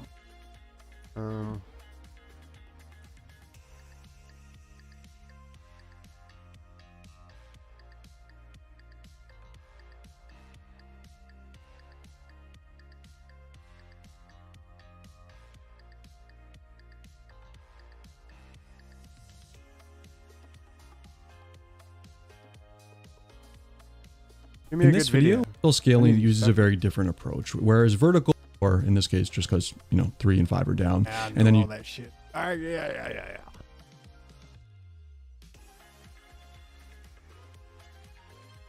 There we go. So in my last video, I talked about why I think vibe coding actually sucks, but I do want to kind of give you another honest perspective. I think sometimes the content I post is a little bit more Bruh, I like that. Alright, I'll be back. clickbaity. I know it's going to get views. This one, I just want to give you my honest opinion on AI because honestly, I feel like I'm the original vibe coder. If you go back 6 months ago, I coded an application only using voice to text. Okay, here's the video right here, and I also did a live stream on it. So using AI exclusively without like diving through the code and having to actually touch code itself, I've been doing for a while, and I've been using Copilot like since it came out, off and on. I've been using Cursor to help build out various other projects. I'm not sure where I actually officially switched to Cursor on my my videos. It's probably like 6 months ago, but I do believe I was using different AI tools along the way, like Claude and ChatGPT and stuff. With that being said, I've been using AI for a while, and I've been in the industry coding for 11 plus years now. So I want to give you my perspective on when I like to use AI, when I just ignore AI and I go straight to coding. And also, should you be learning AI as a junior? When should you like leverage it more? When should you not? And honestly, I probably just ramble about things. So I think the best way to exemplify AI is let's talk about real things that I've tried building using AI. So recently this morning, I wanted to refactor my homepage for my course platform that I'm trying to build out. And I wanted to make the homepage a little bit more interesting. So I added a library called 3JS, which builds out 3D nodes, and it puts them around a 3D space around this sun, basically. Now, I used AI exclusively for this, right? I went to Cursor and I basically kept asking it to, build out this 3D system. I probably went through like 10 or 15 iterations of prompting, but finally I got to something that I want. Overall, I think it took me maybe like 30 minutes to an hour to get it working with AI. It did run into a bunch of bugs along the way. I have to basically help tweak it a little bit. So the real question is why did I use AI to build this out versus just doing it myself? And there's a variety of reasons, right? The first one is this is just throwaway code. This isn't a core thing in my code base that I truly need to understand. This is like a marketing thing where I'm like, let's just get a 3D thing going so it just looks cool when someone lands on this page. And from a marketing standpoint, maybe that'll drive up engagement or drive up sales. Secondly, this is not important to my overall career path. I would consider myself more of a web developer, full stack developer, or DevOps engineer. Building out 3D scenes is not something that's going to really elevate my current niche in my professional career. With that being said, this is like a prototype. I could throw it away and not care. And it's also not core knowledge to my career. Now, the third thing I want to mention is that this is something I could build myself, right? I just want to give you some context. Back in college, I took a 3D course for a semester. We had to learn about 3D scenes. We had to learn about 3D objects. We learned about vertex shaders, fragment shaders. We learned about camera perspective transforms, the linear algebra. Like they went in detail of using 3D. And I think we also did it in a browser as well. So we kind of like learned about WebGL. That knowledge that I learned, although it was 10 or 11 years ago, it's still somewhere up there, right? And that was just one course in college. I do believe that I had to take like Physics 3 in college or Physics 2, where they teach you how to take like magnetic fluxes over 3D objects. So you do have to understand like mathematical formulas that use like cosine and sine and tangent, and how you can use them in equations to calculate magnetic fields or flux around objects. And then on top of that, I've always been into gaming and 3D stuff. So like I've always played around with Unity a little bit on the side. I played around with these, 3JS libraries on the side. I played around with other 3D libraries. And so 3D is not something that's completely foreign to me. And so looking at this, could I build this myself? I think I could. The real question is how long would it take me? And how important is it for me to learn it? Again, like I said, me knowing how to build this by hand, I don't think it's valuable. Now, if I were to switch careers and become a game engineer designer, then yes, I should be able to build this by hand, and I should be able to do it pretty fast. It's probably not too hard. You probably just have to spawn some random things around a 3D space, and then you just have to kind of draw lines between these different nodes randomly. And if you look at the code, I mean, it's not too long. It's like 500 lines of code, and I'm sure someone who works in 3D space could easily build this out themselves. But using AI allowed me to build this out much faster than I could have done myself. At some point in your career, you have to admit that using a third-party library or using AI to just get the job done is probably a much better investment in your time. Honestly, I don't know what my original talking point is, but let's just keep on winging it and see if we can talk about some more stuff. So if you're a beginner, I think there's a lot of confusion around like, should I be using AI when I'm learning, and when should I not use it? And going back to the story I just gave, I think if you understand how to build something yourself, or you feel confident that you could build it yourself, and it's just going to take you a lot of time to go back and refresh those things. Could I have gone back and refreshed my memory about all the things I learned 10 years ago about 3D spaces and, try to really dive into 3JS and learn it? Absolutely. Do I want to spend 16 hours doing that? Not really, right? I don't have much time. I want to focus on my YouTube channel. I want to focus on just shipping this little feature. And I don't want to actually like improve my knowledge in 3D space just yet. Maybe in the future I will, but right now I don't care. That is the mentality I would recommend you as a junior. If there's something that you're doing and you don't think it's very important to the overall goal of learning, then maybe you could just use AI to do it. For example, let's say you want to build out a website, but you're like a backend engineer. You don't care about the UI. Then yeah, use AI to generate your landing page. And people argue that that's a bad take. But I mean, honestly, like if you're trying to build out a landing page, typically you go and you find pre-existing components, right? And you just copy and paste them into your application anyway. And you don't go and you ever learn about like, okay, how does this drop down actually work under the hood? How does this type ahead actually work under the hood? Because you don't care. You just want to build a working application, and you care more about the back end engineering type of thing. So like you want to focus on using AI less on the things that you're truly passionate about, or the things you truly care about, because you need to have a core fundamental understanding of how they all work. Now, in a perfect world, if you have infinite time, then you should probably be learning everything and just understand how all this stuff works and how it all fits together and how you can do it yourself. But realistically, there's only so many hours in a day. And once you get a job, you're asked to ship features and deliver value, right? And so there's like a trade-off of how much time do I spend actually learning it and understanding it versus how much time do I just get it done. Now, on that point, if you're on a team and you have a bunch of engineers that are working with you, it's probably a good idea to understand how it all works, because what's going to happen is you're going to ship a feature and then someone's going to come back and ask you, okay, there's a little bug with it. How did you implement this? How does this work? And I don't think sitting in a meeting in front of 8 other people saying, I don't know, I used AI to generate it, I don't think that's going to really reflect good on your character and who you are. I think managers are going to be kind of like scratching their head of like, okay, does this guy actually know how to code? So in a professional setting, I think there's more weight into understanding the code that's being shipped, because a lot of the times, like if you look at this code here, it just fills the code with magic numbers. It's not very configurable. Like if you look at the calculations here of the tilt angle and all this orbit speed, it just hard-coded random numbers everywhere, which is very unmaintainable. This is a very bad way to code. Like, you should not have magic numbers sprinkled all throughout your code base. You should at least have a centralized place for configuration. Now, granted, I could ask AI to refactor and remove all magic numbers and just make it a little bit cleaner. But you probably won't know to ask AI that until you gain more experience. So some more things I would recommend with AI is get good at asking it things such as like, can you refactor this code to make it cleaner? Can you make it more modular? Can you make it more abstract? Can you make it more decoupled? Can you make it more secure? I think just asking it to do things over your code base along the way is a very good approach. And if you're a beginner, I think you should ask those questions and then review the diffs, right? If you're using AI and if you're a junior or trying to learn, review the diffs, because again, you don't want to get caught up in a meeting and they're asking you, what is this line doing? How does this actually work? And you're like, dude, I don't know. I don't actually work. I just, let AI do my job. I just think it's going to look pretty bad. Now let's talk about the quality of AI, because a lot of people say AI is garbage. It generates slop. And from my perspective, that's true. It can generate a lot of slop, and you have to have a proactive approach to accepting the things that it generates, which is why I'm kind of against vibe coding. Although vibe coding is great if you just want to build out something standard. Like, one thing I think AI is really great for, if you're doing web development, it's almost like these models have been specifically trained on JavaScript and TypeScript and web development. Maybe that's because there's just a bunch more code out there it can train with. But when you try to ask it to do 3D stuff and like 3D games, it seems like it struggles a little bit.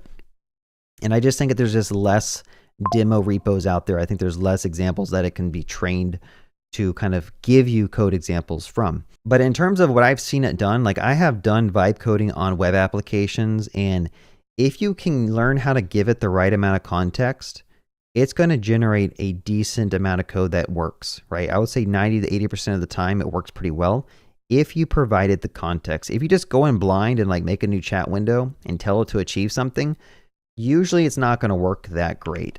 So some ways that you can make it better is there's a cursor file. If you're using cursor, you typically want to give it rules. So like, you should have an MD file that explains the architecture of your system. How do you have your API set up? Like, what layer of your code base is responsible for talking to your database? What layer is responsible for your components? Like, where does stuff live in your code base? The less you give AI, the more bad code it's going to generate. So I would think you should leverage the rules in Cursor or whatever AI system that you're using. Leverage giving as much context as possible. I think rules are automatically injected when you ask prompts. But I mean, you can do the @ symbol and you can actually click and drag like folders into here. You can click and drag files. You can reference various other things. And the more you give it, the better it typically performs. And also, the more guardrails you put up, like, let's say you only want it to modify this page, then I would probably make sure that your chat prompt only has this as context and nothing else. Otherwise, AI might start touching other files. So in order to give AI the context that makes it work the best, you have to understand your code base. For example, if you opened up this really small, if my copying's done.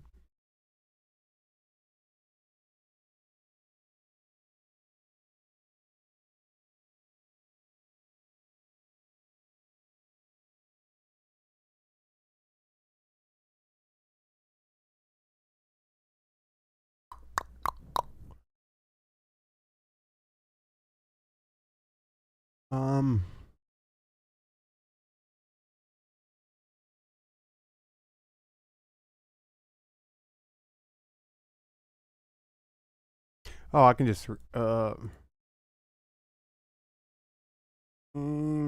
this is behavior. Appreciate the follow. Green 11. I think I gotta reinstall everything.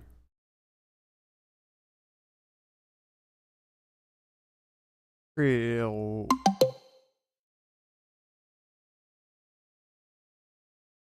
Hello.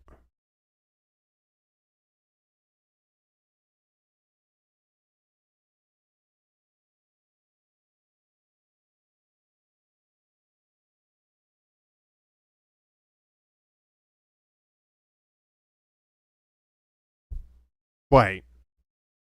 I think I just fucked up.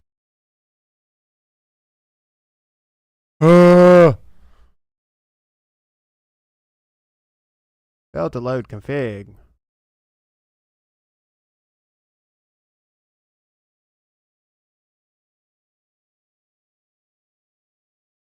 Which config? Delete. Yeah, so I copied the package over from Windows.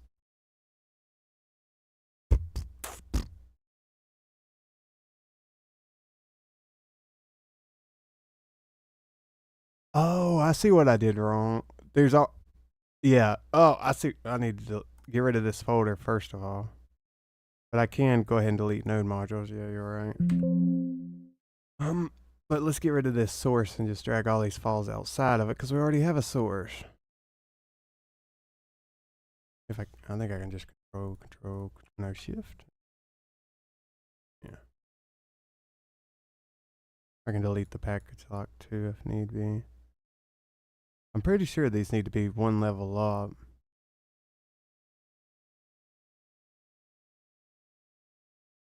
Why is it? What? Why is it?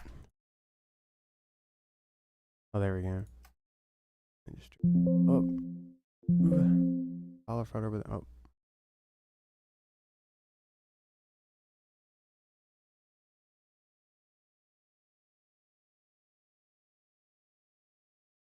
That's my oh fuck, man. I fucked this all up.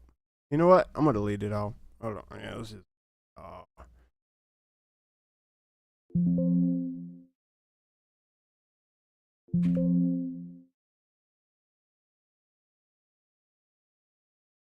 We'll try this again. All right.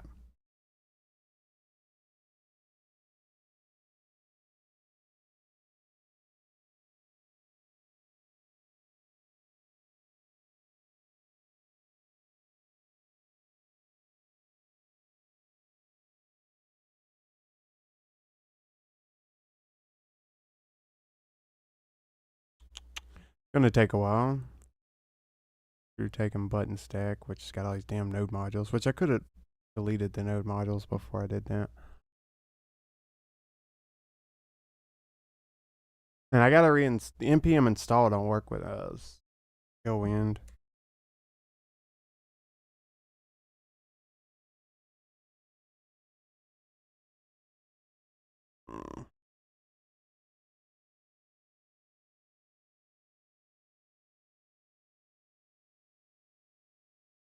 I mean, worst comes to worst, I'll just do it again. It's just a scaffolded component using v0.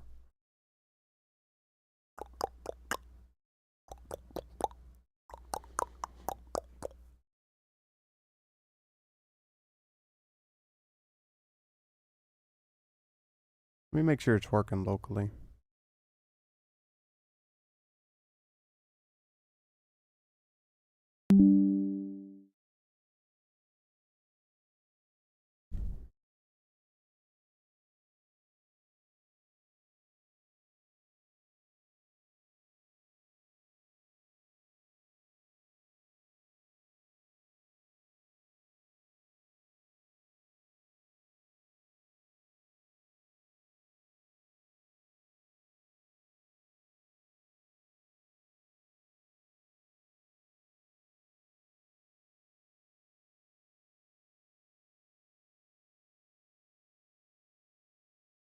Mm mm mm mm mm mm mm mm mm.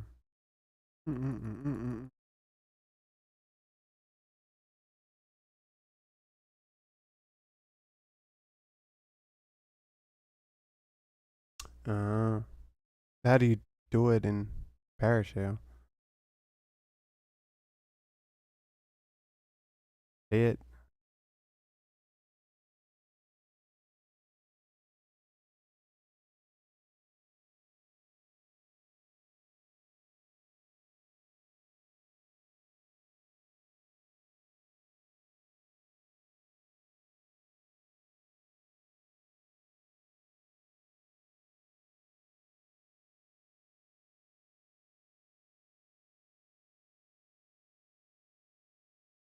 So how do I take it out of this parent directory?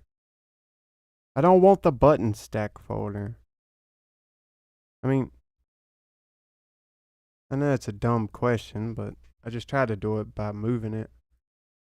So This is a stupid question. It's a naive question. So, copied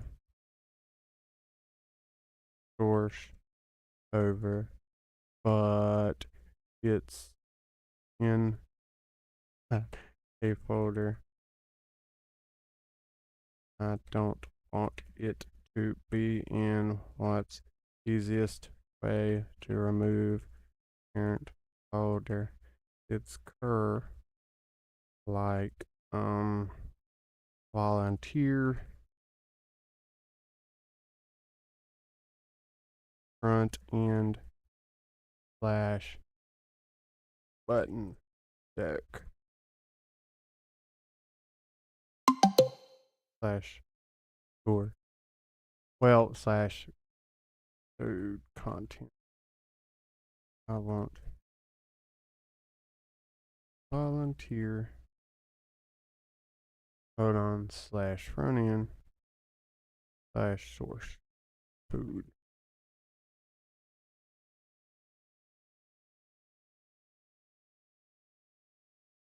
Am I using cursor like everyone else now?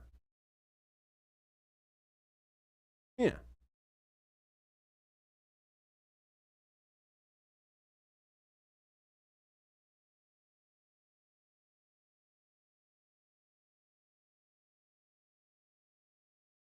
Really?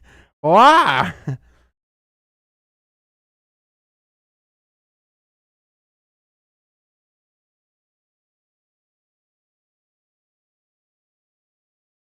That'll move everything, including hidden files, then delete the empty button stack folder, and boom, your code is now chilling in volunteer front end.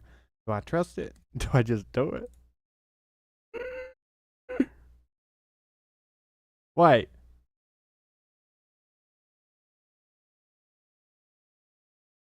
What there should I be in and I do this? Front end?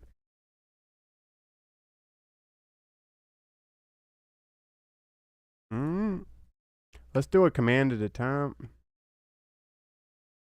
I do think it's cool how in Linux, because I don't got .g-glob. Oh, it's bash.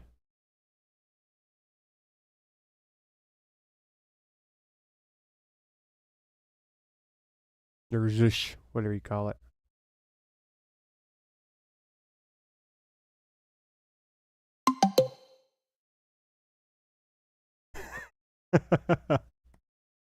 Oh, I was kind of scared.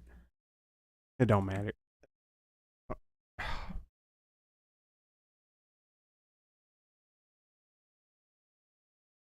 Did it work? Oh, I think it did work. Wait.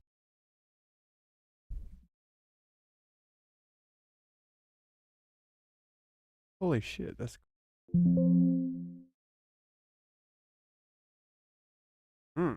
Now I'm gonna just try npm run dev. Shouldn't work. I need to install everything. Yeah.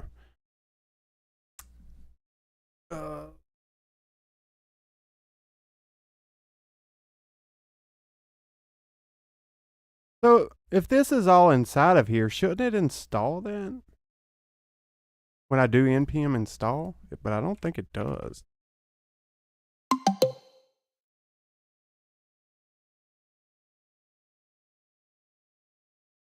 Alright, I'll do that.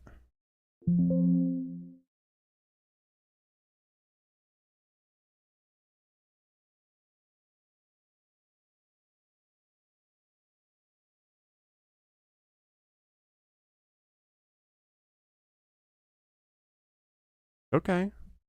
Let's see if Stalin's working. Yeah, it's working. So before I had to install that separately, which I gotta fix the coloring, but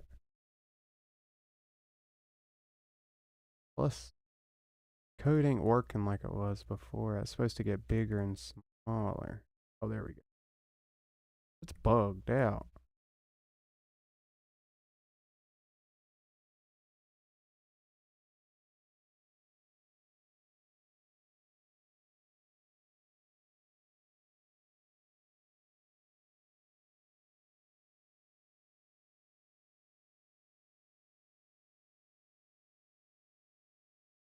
So it compiles differently compared to your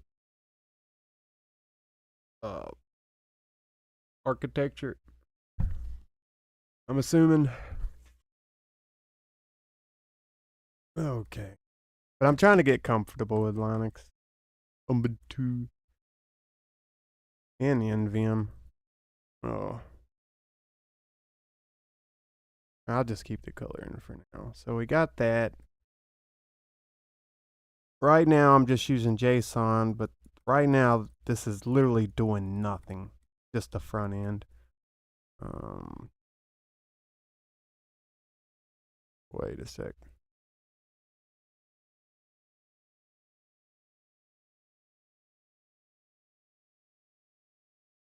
All right.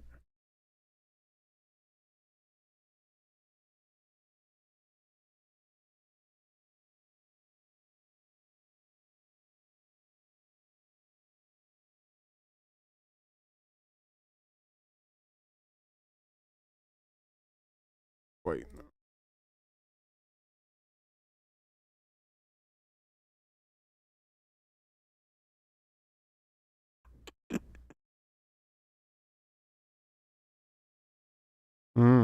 You like that database, don't you? Oh yeah.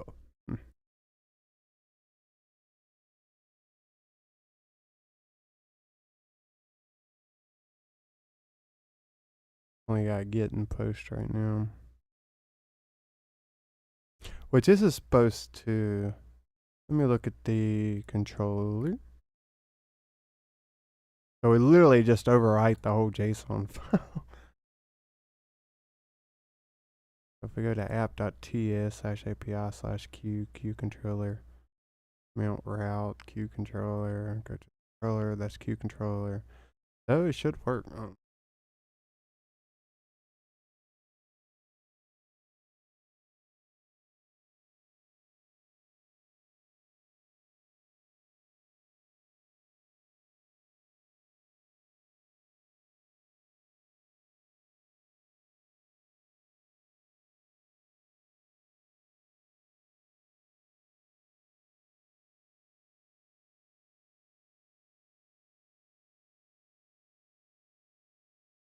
/volunteer/api/volunteer.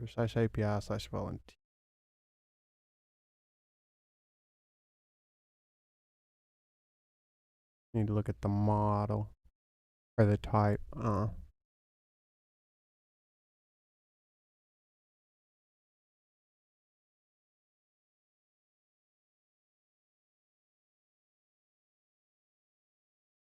Would it be strings ID?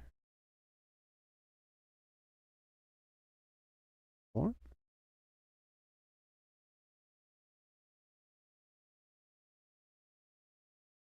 Trying to think how this is going to work. I've never used raw JSON for my DB before, believe it or not.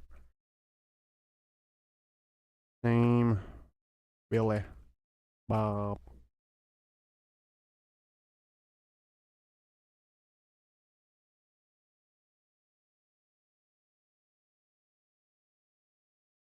Plus, I'm not using So if you're using TypeScript and you're not using a ORM, this works, right? I'm pretty sure it does.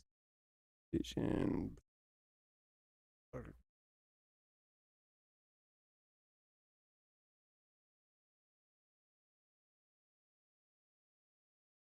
Let me just try that and do it.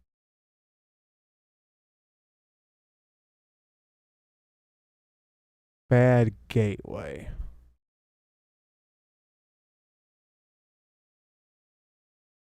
AI term. So, do you remember project we were last working on? Huh. So I want to test route. Do you remember?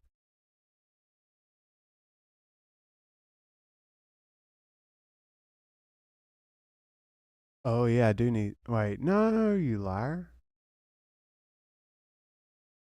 That's not how we did that. Am I thinking of the model you can? Oh, just-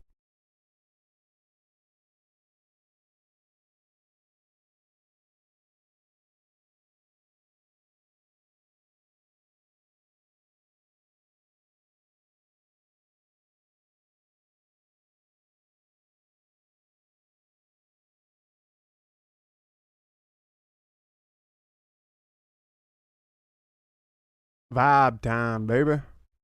Kidding.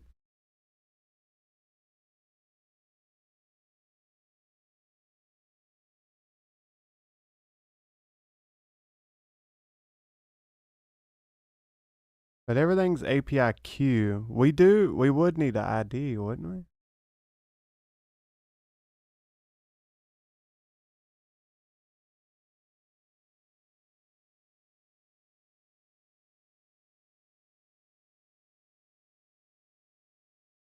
Oh, we.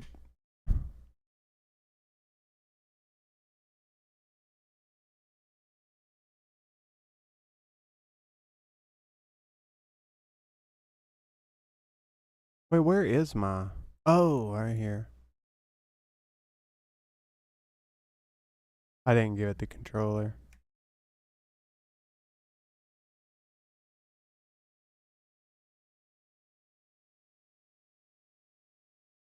I know, that's as simple as you can get.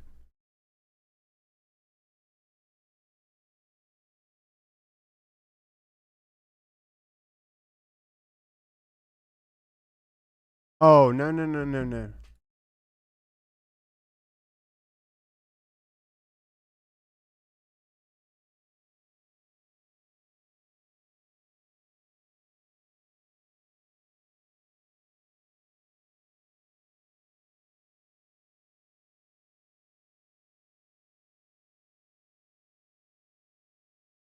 That's a post.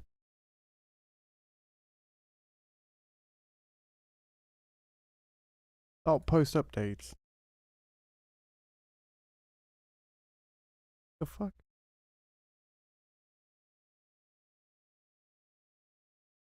Oh, I get it. I get it. I get it. I get it. I get it. Yeah, yeah, yeah, yeah. Because we're just doing a post, but we're just getting it. We're not doing anything to it. Yeah. Shit. So I would need to get the queue. All right, let me think of this naively. If we do post, we get the queue. The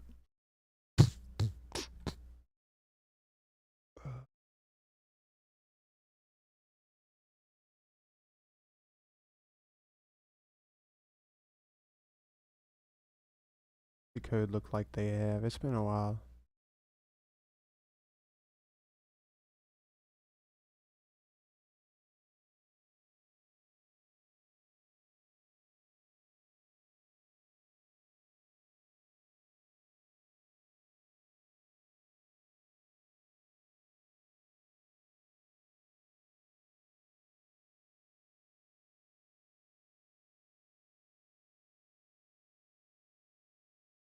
So they grab the first one, then they get the date for now, then they update their volunteered to now.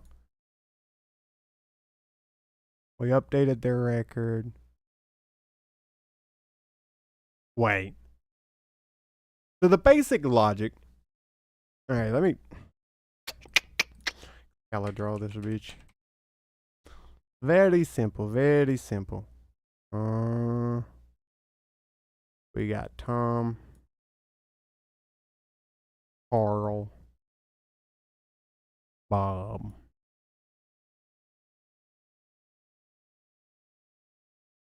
Todd.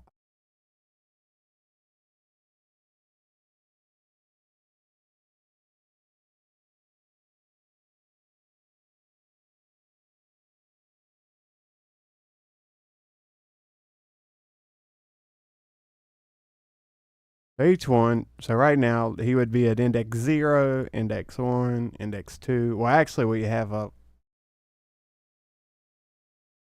position that we're using. So whenever someone goes home, it's just a volunteer app. Say Carl goes home. So how this works, basically, it's a queue, right? So if Tom, Carl, and Bob raise their hand to go home at work, Tom has priority because he's in front, right? But let's say Tom doesn't, Carl does. You just click Carl, he'll go to the bottom, and then Tom will go down, and then their positions will be updated. It's it's that simple. It's a very, very simple concept.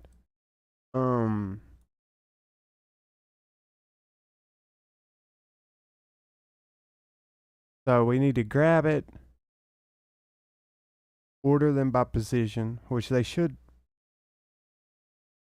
order it by position. And then whenever someone goes home, you just -1 everyone's index. And we can use the circle logic where it's like a circular queue. Which I'm gonna have VS Code probably do most of it. So they update. So first dot last field entered on equals now. Wait, what? Remove from front, push to back. So q dot push first position, q dot length. That makes sense. And then we shift. Wait, why do we shift after? Then we go through for each, and then we update their indexes. Oh, that's smart. Save queue, response.json, message, first name, volunteered.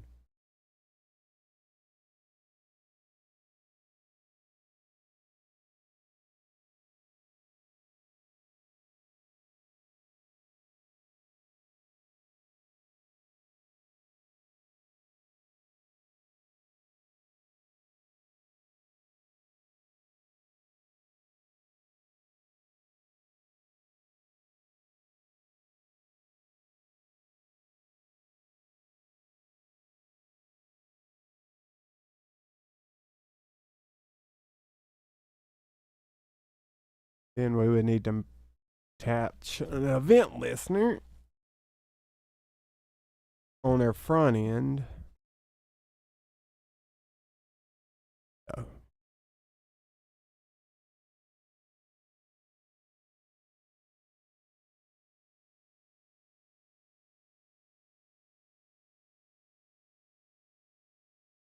Help build my mental.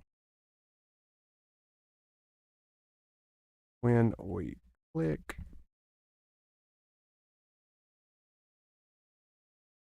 a user, they go to bottom of queue.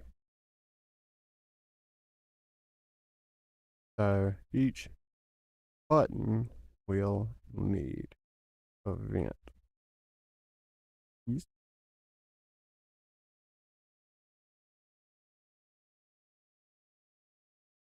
Nav list deploys on the screen. Alice, Bob, Charlie. When the user clicks volunteer for Alice, you update Alice's info.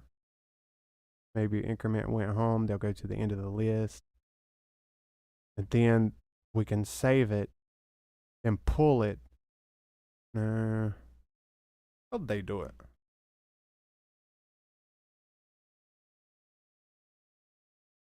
If q.length equals 0, error, have the first person, launch now equals new date. That's just, first last field entered on equals now.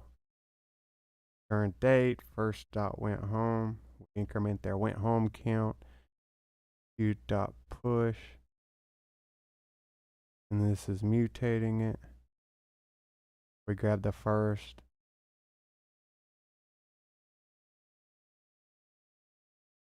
And then we update their position to the end of the queue.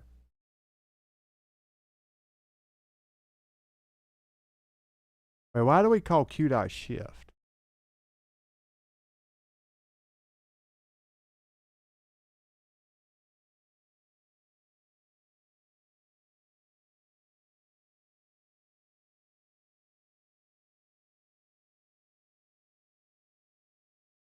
No, no, no, no, no.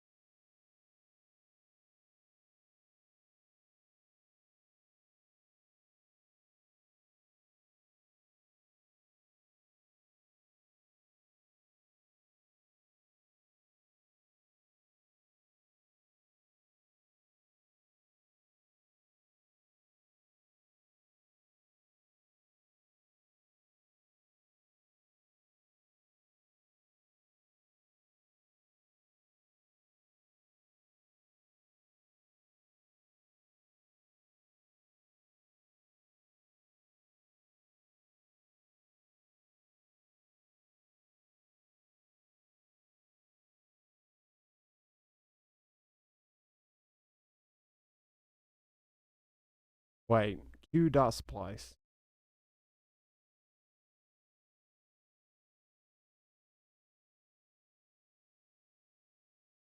Splice message, I think it's the first one's inclusive, second one's exclusive, right? Create a new array with a segmented, removed, and or replaced without 1-0 replaced with February. So we replace March with February? Yeah. Oh no, it inserts it.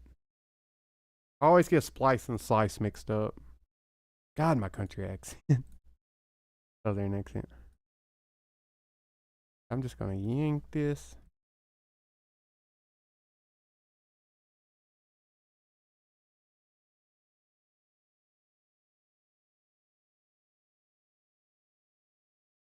The fuck?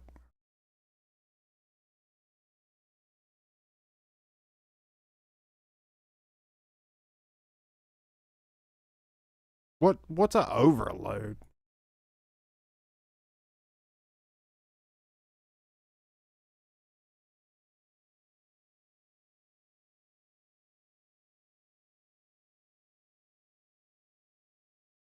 Hey Dev, you're giving me a function like request response, but I expected a full express application object. I'm not using app.e. Oh, wait. Let me look at the I'm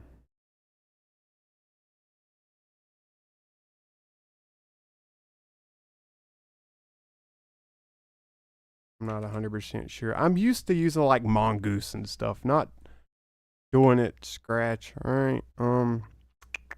Oh fuck! I thought it was. Oh, hold on.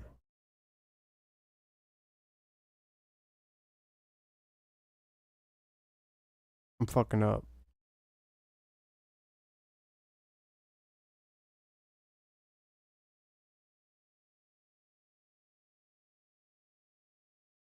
So give me code for router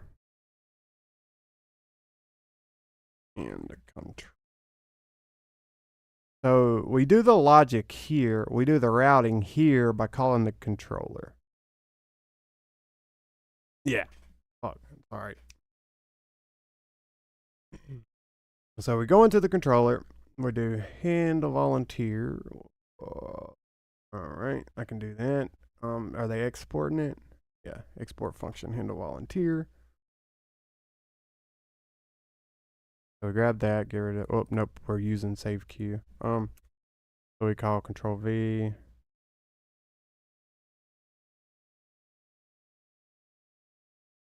The fuck are you talking about?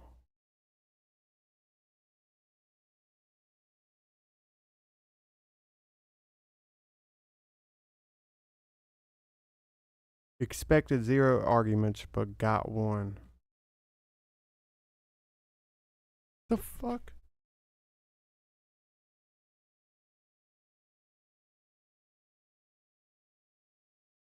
I'm not used to fucking. I should have used JavaScript. I should have used JavaScript, y'all.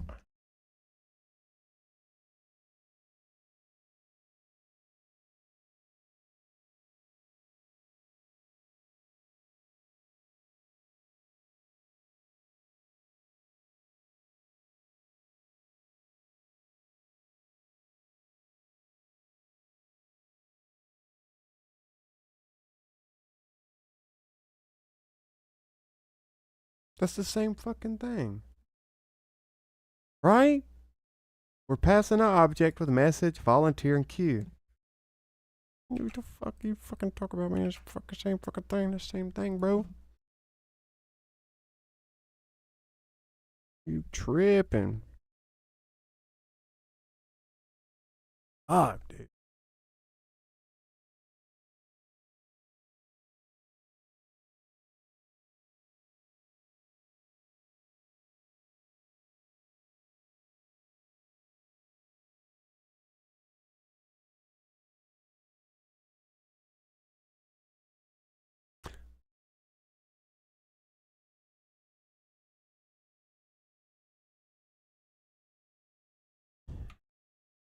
Alright, we vibing over here.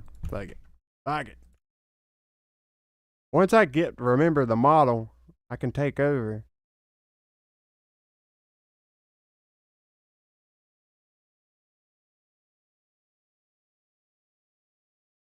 Wait, is that really the problem? Hold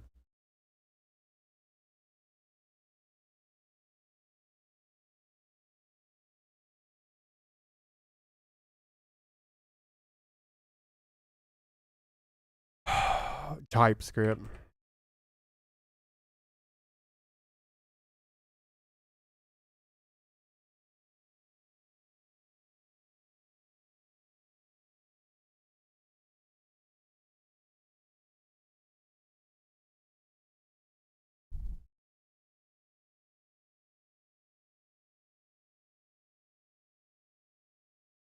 All right, so now we go to the routes, app.post, update, and then we got to import, what's it called? Handle volunteer.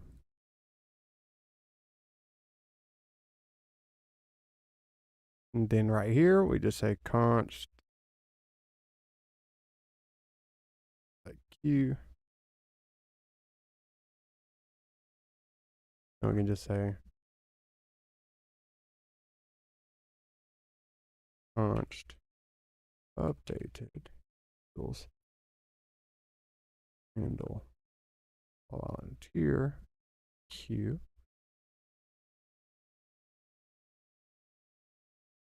Oh, okay, maybe I'm wrong.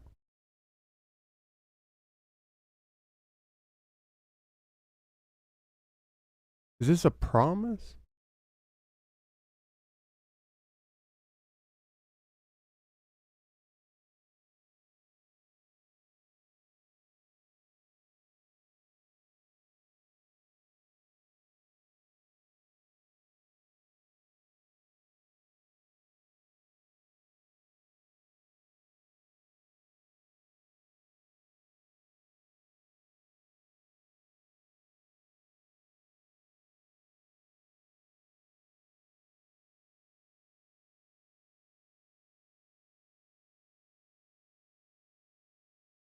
Wait.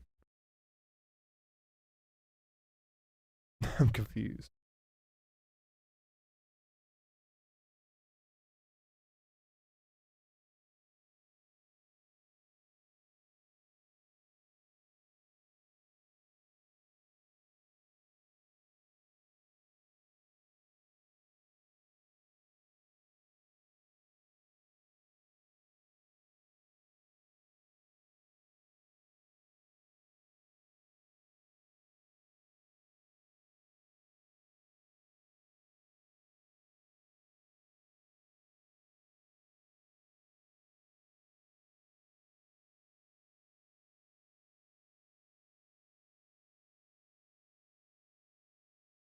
Wait, bro.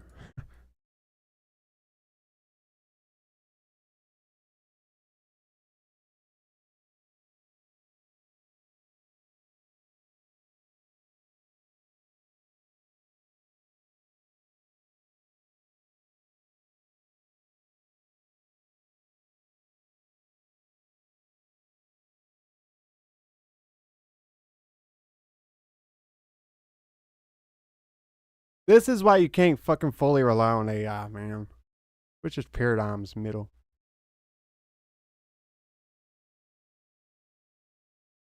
Or I'm tripping and I'm confusing it. Controllers, volunteer controller. Oh, so we got to do them differently?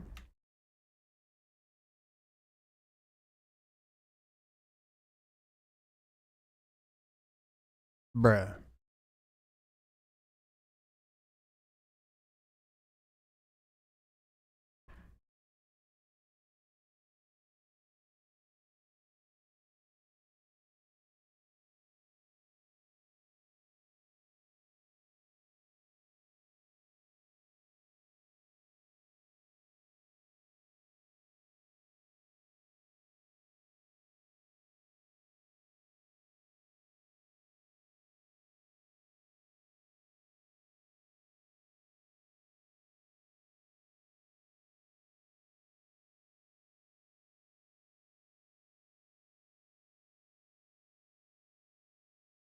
volunteer controller, employee controller, queue controller.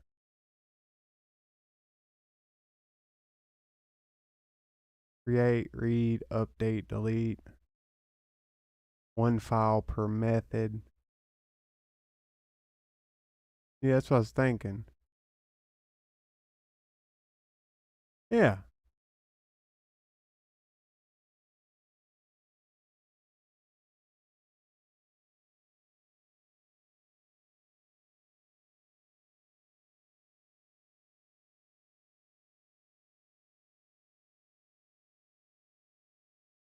Yeah.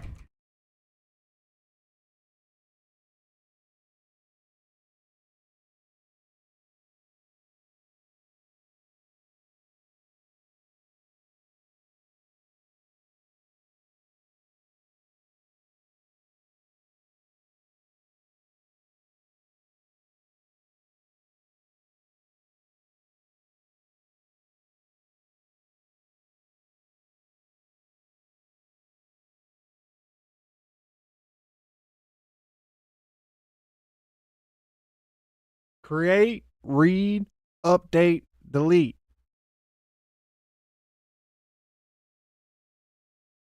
Create, read. That is working on update. There ain't gonna be no delete. So it's cr.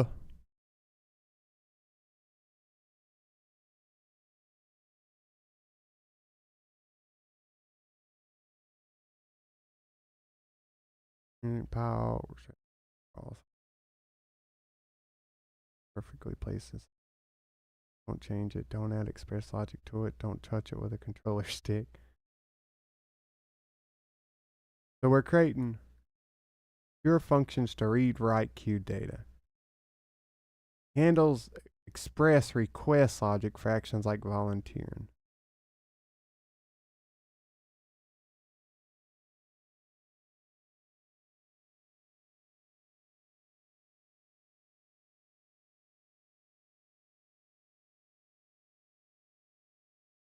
Let me see if this works.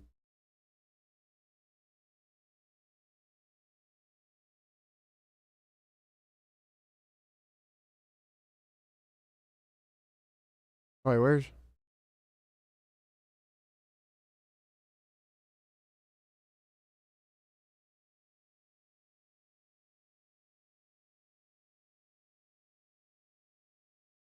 How do you sort this shit by date?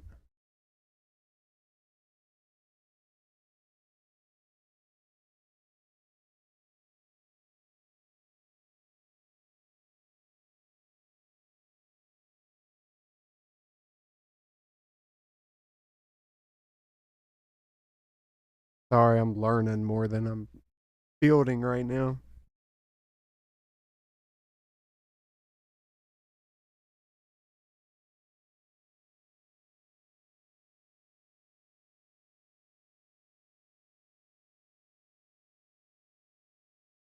That's pretty badass.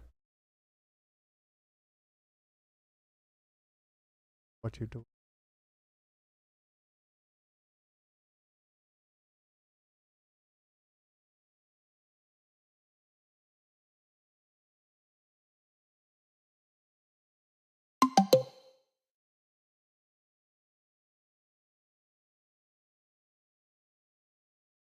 Why is your message appear in red?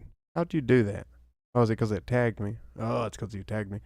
Um, have I learned anything cool this month? I mean, I learned how to use NGIX. I wouldn't really call that cool. I learned basic Docker. Uh,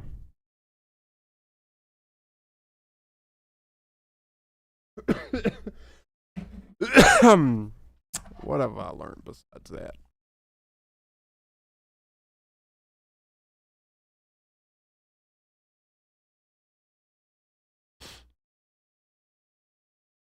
Oh shit, my bad. Um,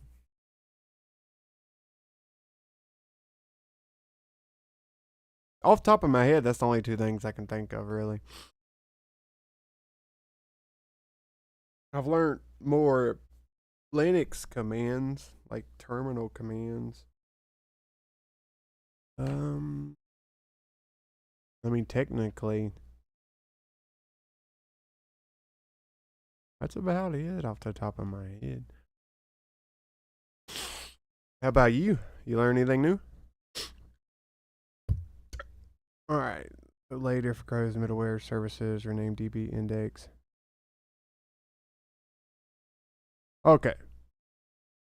So in DB utils, we make like save and update funcs.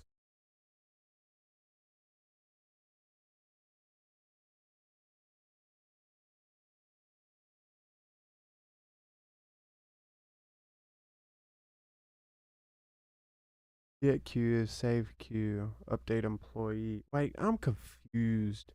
I thought you.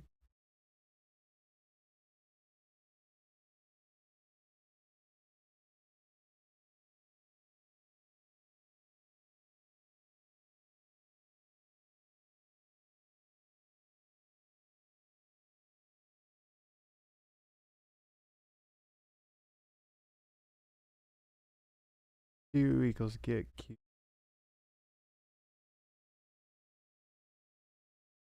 What file is this in there?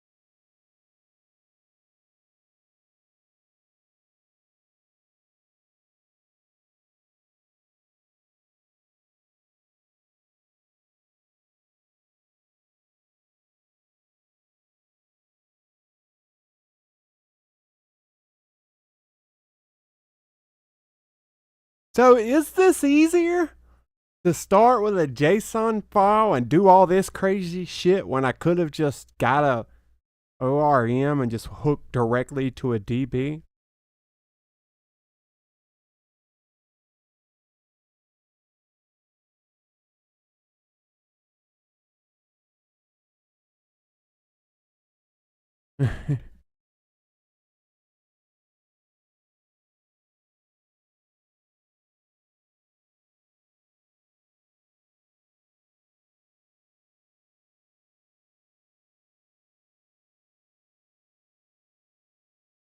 Yeah, fundamentals.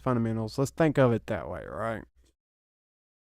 Oh yeah, NGIX can be a load balancer, yeah, but it's basically just a reverse proxy.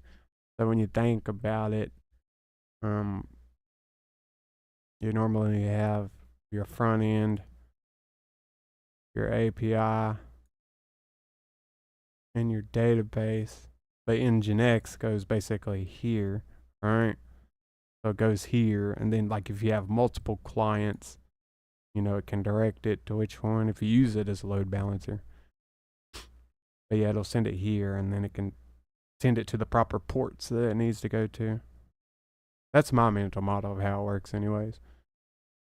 So it's good for caching too. Ugh. So you can kind of think of like Cloudflare in a sense.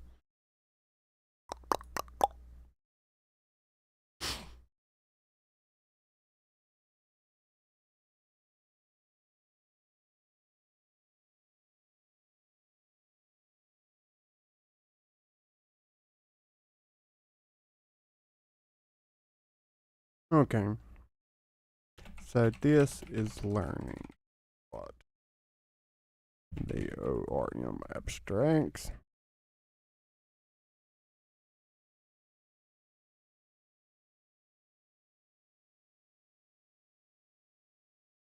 But originally, I was going to host the backend locally using NGIX and NGROK or whatever it was called. I didn't have to pay anything and have cold starts, but I don't think I'm gonna do that because it's quite a bit of setup. Because my IP address isn't static, it changes, so I got to use some DNS shit that updates whenever my IP updates, and then NGIX hits the DNS that gives it my IP. It's just a lot of it.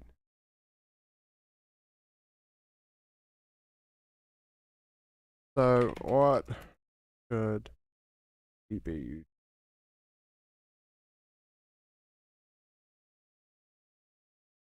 So we make the direct functions like this right here, like get queue. That should be inside of the DB, let's call it utils.ts. The do-it-yourself model layer.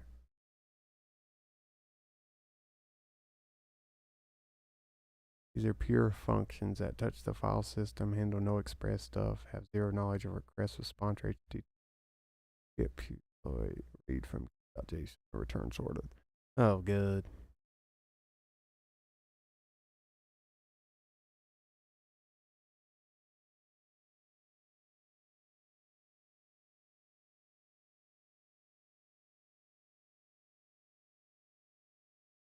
Model.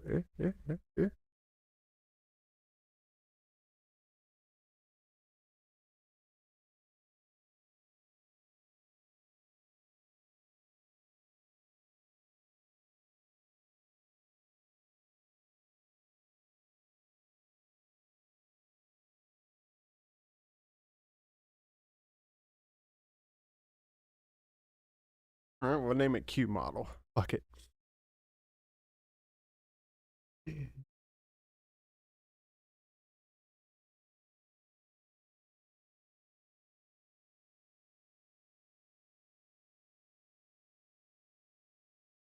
All right, now you're fucking confusing me.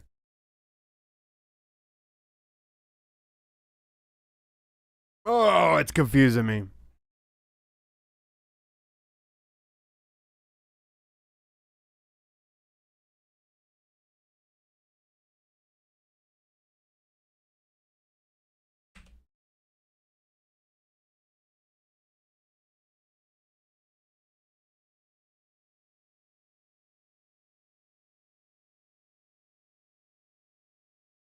I think ChatGPT's teaching me bad practices. I really do. Because I had it do the model view controller yesterday and it fucking did it a completely different way. It actually followed my logic. Now it's saying I need to make helpers in the DP for directly accessing the little JSON file. Then I import them into the controller, and that's for the request responses. And then I mount it, or I create the routes, and then fuck, and then my queue router is here. I export default queue router, and then you mount it to the route, which is API/queue, which hits queue router. Which I kind of hate that name because it doesn't match this. So I could rename this queue router. It should automatically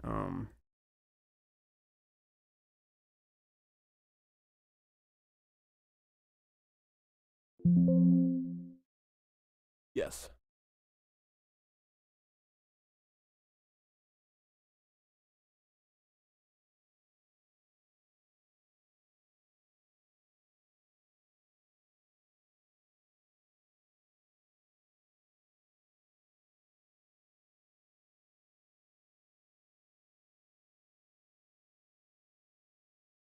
That's just a dummy.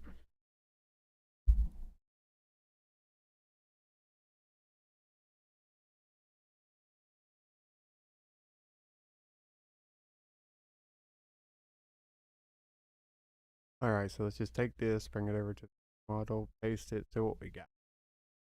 All right, so we're using FS from node file path, grabbing it, get queue employee const draw the file UTF-8 encoded, then we return it, and we sort it. Wait, why is that squiggly? Oh,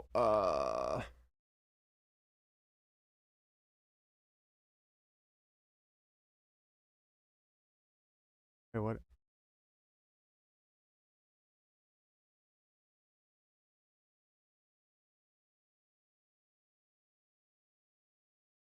Really?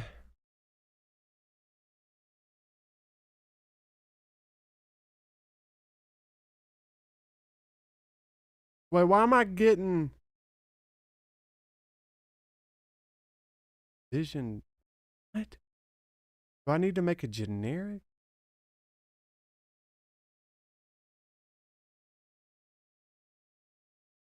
You know what? Fuck you. For now, I'll come back to that. All right. But I can't call it a string unless it is a string. Nope, it's not. Yeah.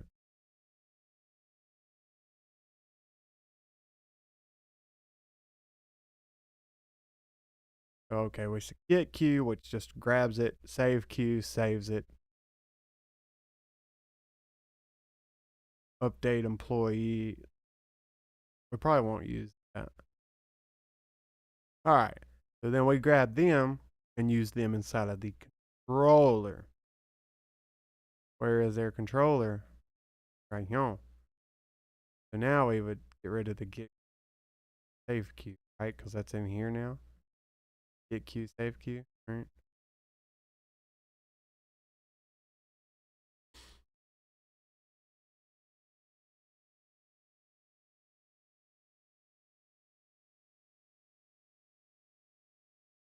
Import.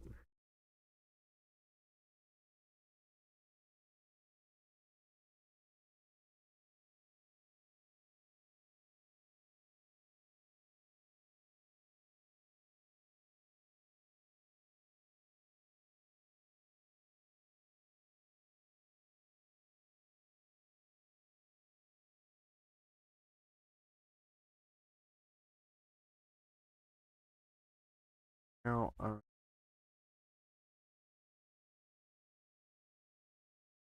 scaffold a function name.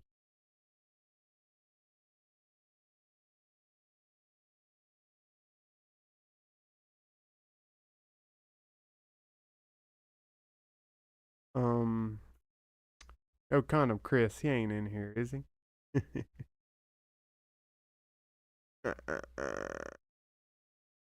Oh no, I disappeared.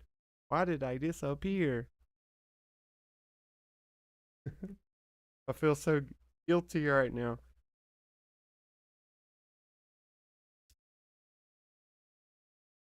All right, QController.TypeScript.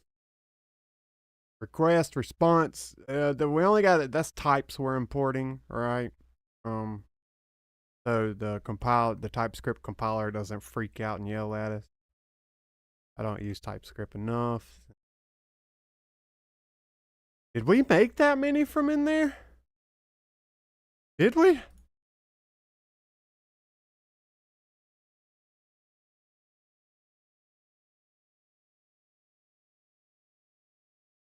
Wait, you're it.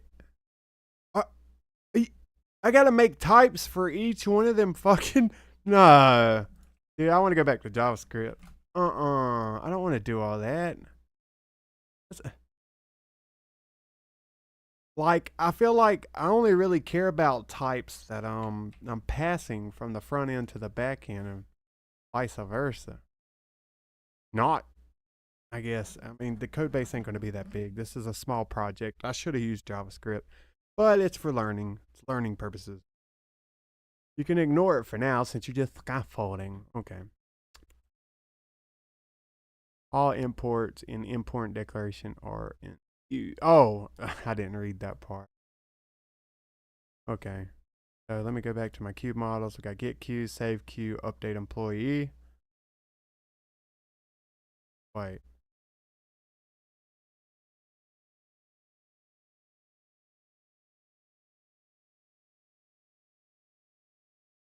Bruh.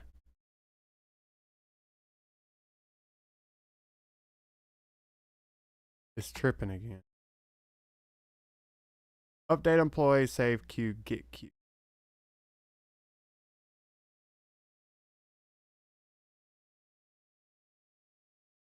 And honestly,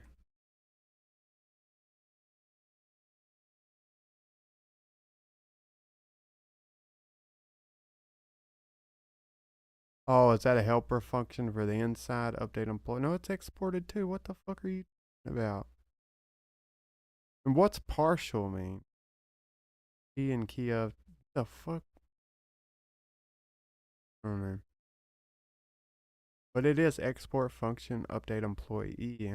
But if I look here, or did I say? I'll say update employee.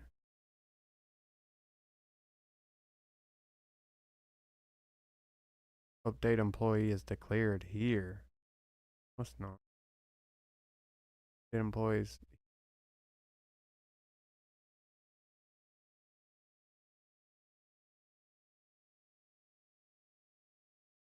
Here, get.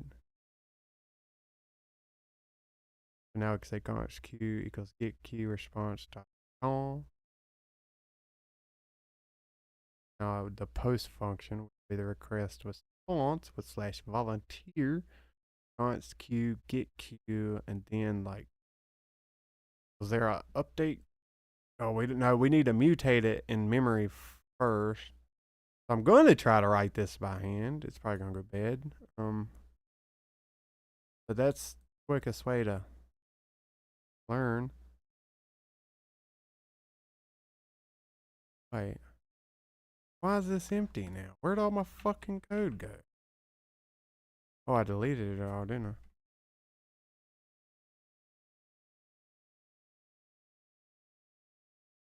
I? Oh yeah, it gave me a scaffold.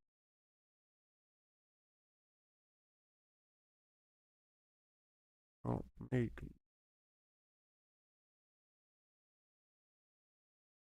us a please.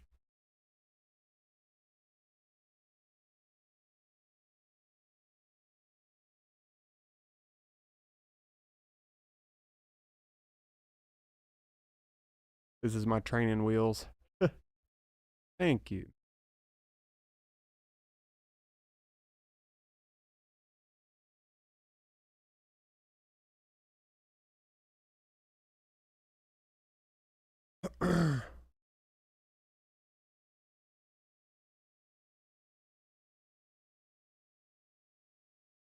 Const.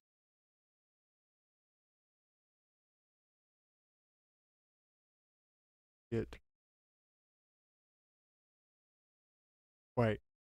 Do I need to make this async? This needs to be async.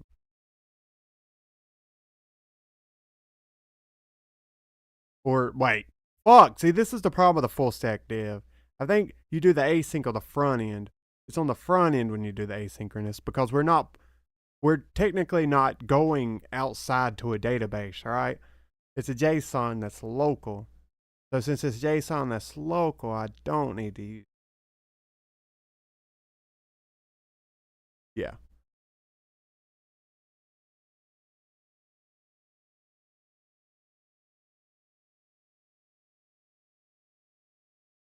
Just make that function for me.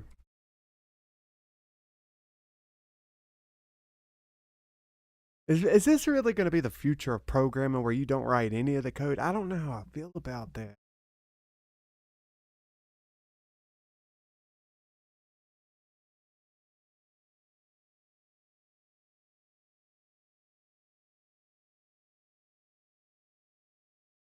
Oh, I'm using Typescript. I can do request and then look at all my methods, right?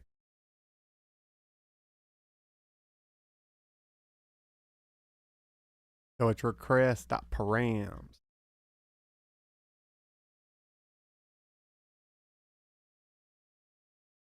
Const ID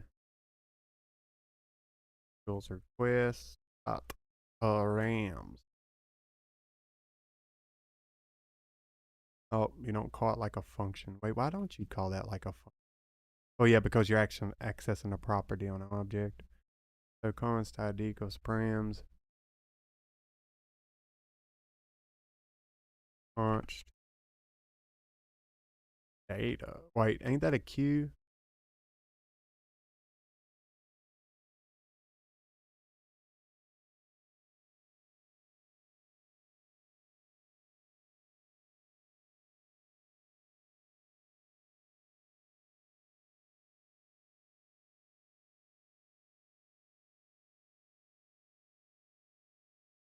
Oh,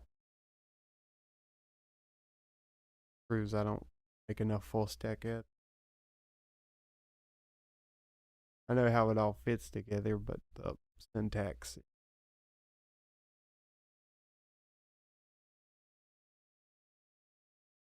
So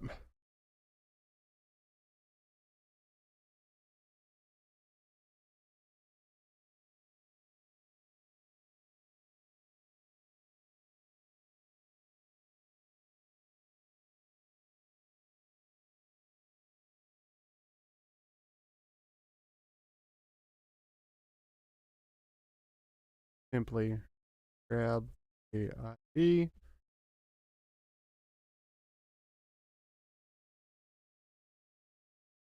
insert them into stack of queue, and then update position up.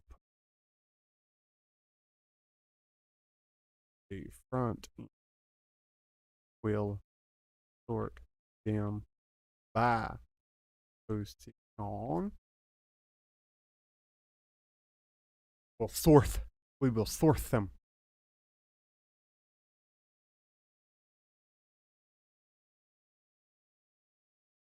I mean, I could do that later, right? But right now, employees is pretty much static until someone quits or gets fired. But I can dynamically update that. I just need an MVP right now.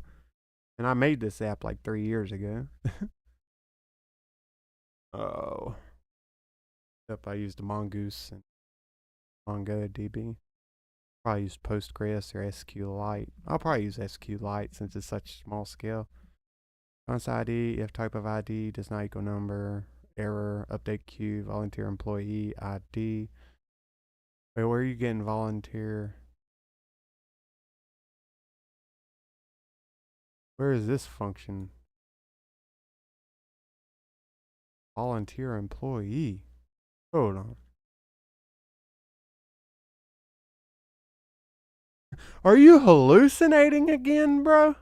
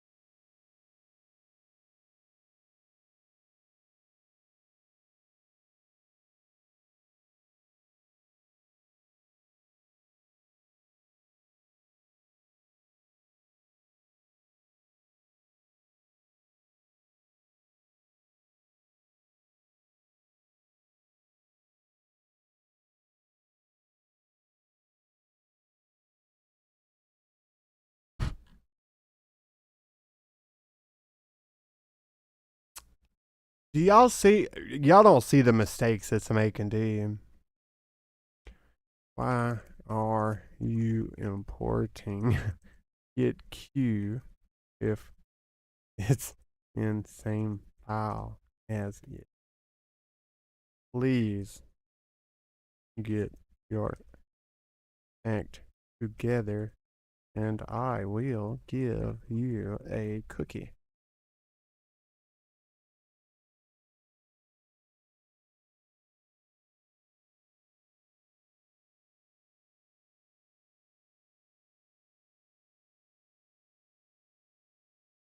Dude, there is the fuck.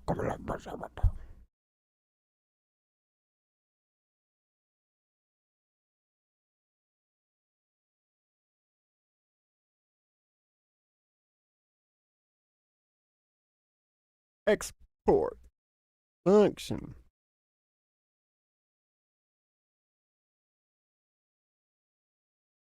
Volunteer employee, which will take an ID, which is a number.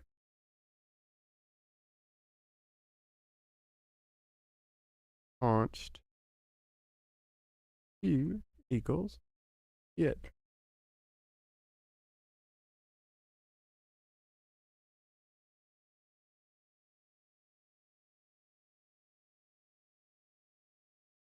Const index.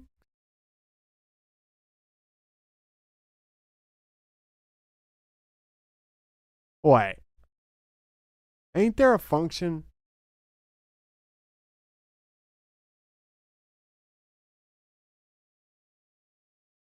Do I need to use find index?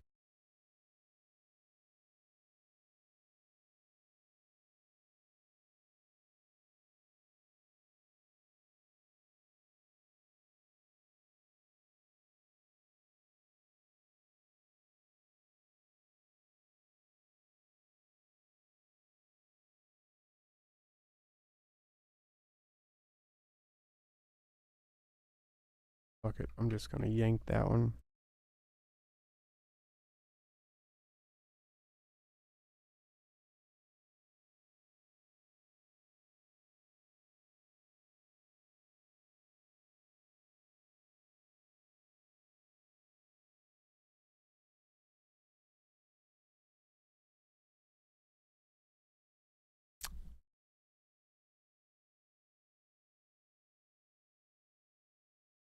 If it's an array, why don't I just pop or shift the first one?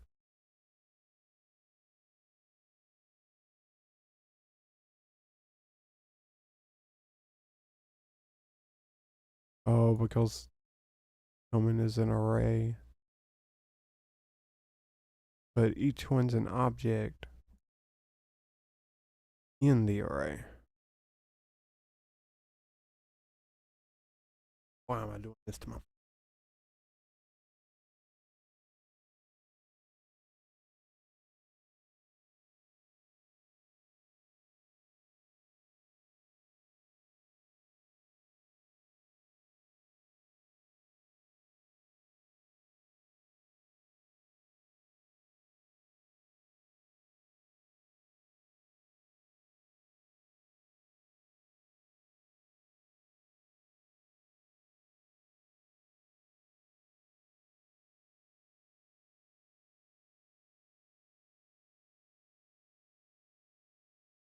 wait?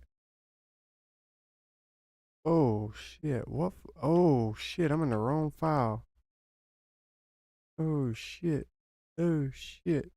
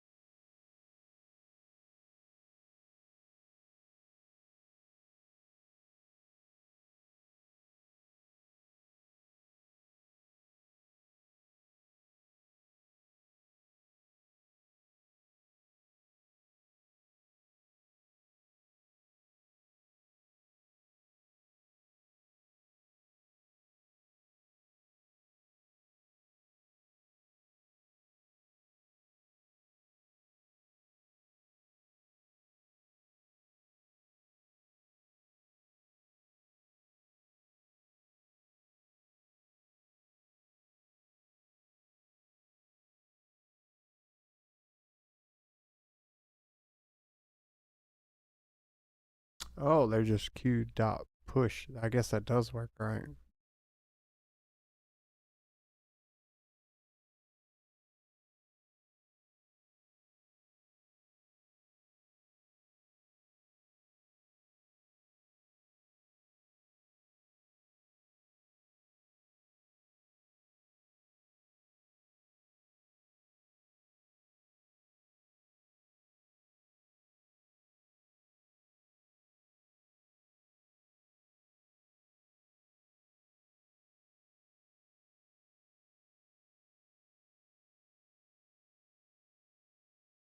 But yeah, that's why I like using TypeScript because we got the properties.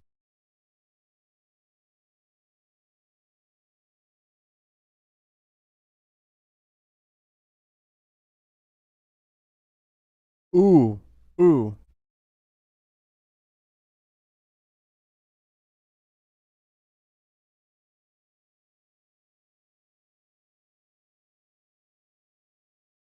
Shouldn't you add one to it?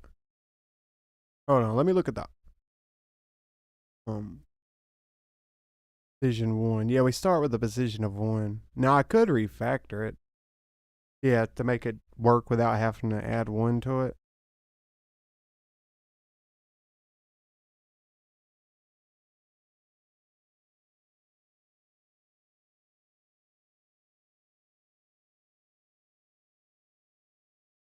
Hmm. Oh, that fucked up again.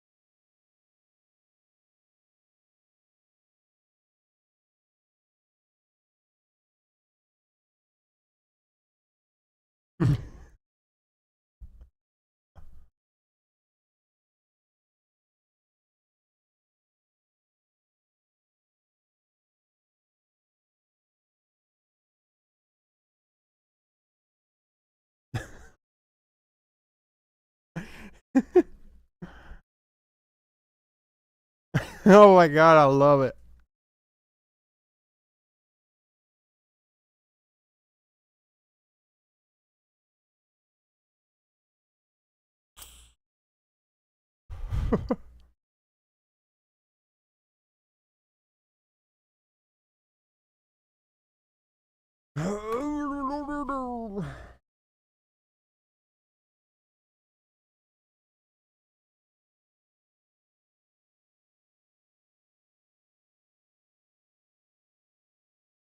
Oh,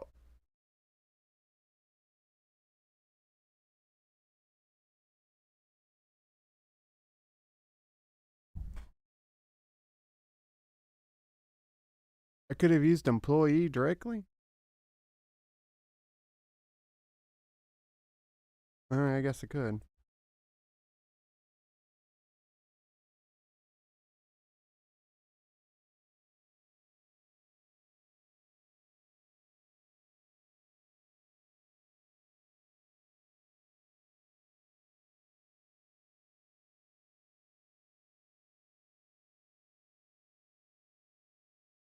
I should probably get.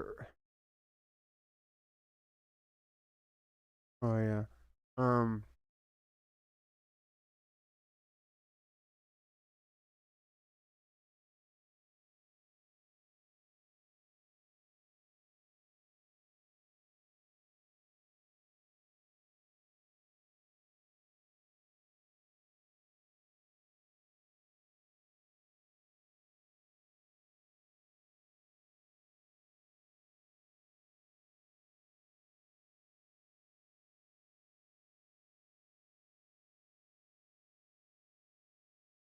Oh shit. Yeah. Right. Right. Right. Right. This ain't the. Wait a second.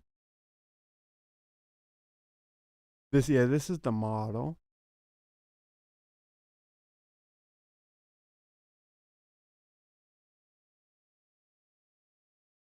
I think I just directly call the methods on the controller.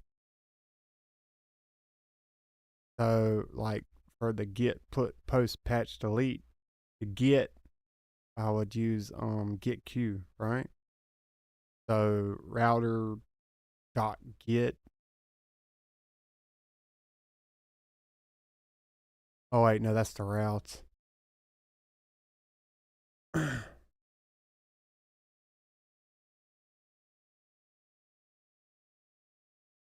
And then you can handle errors.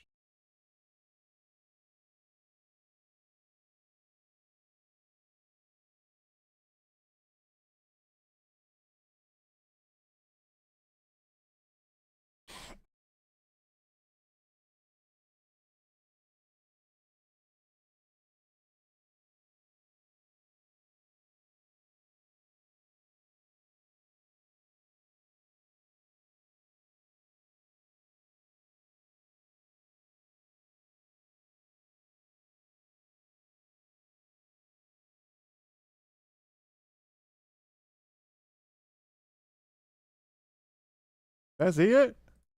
Fuck, I'll just steal this.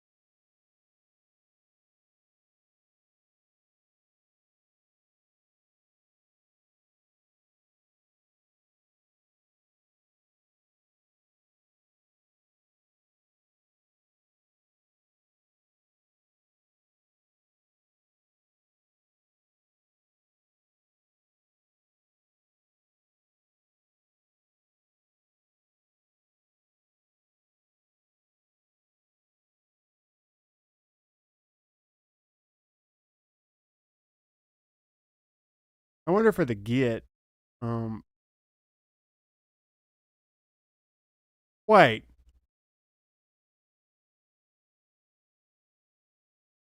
queue controller, but we're calling it volunteer controller.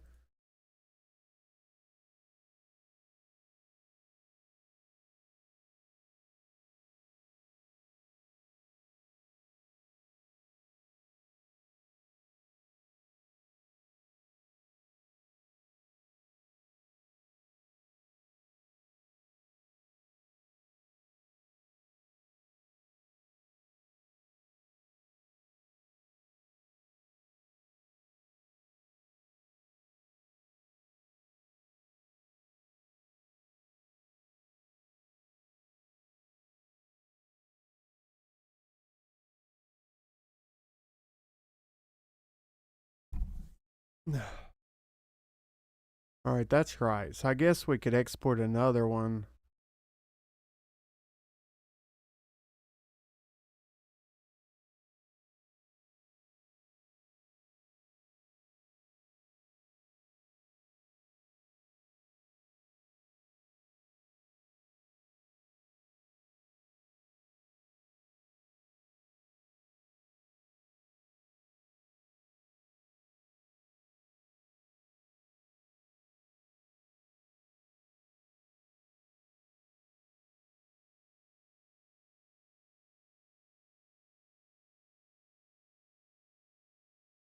I mean, that would be cleaner, right? Instead of doing it directly there. I mean,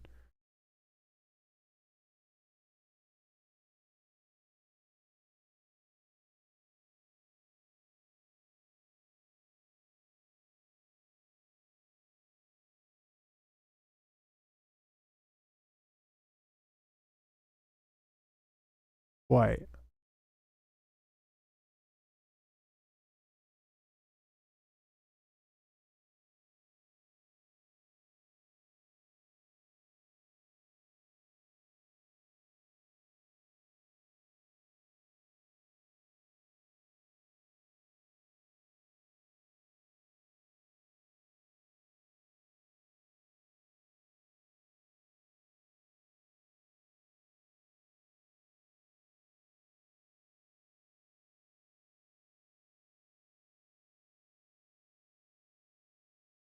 Well, I guess.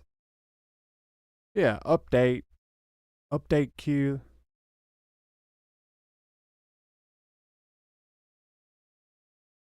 I don't know why I'm asking. Of course I can. So let's call this update queue.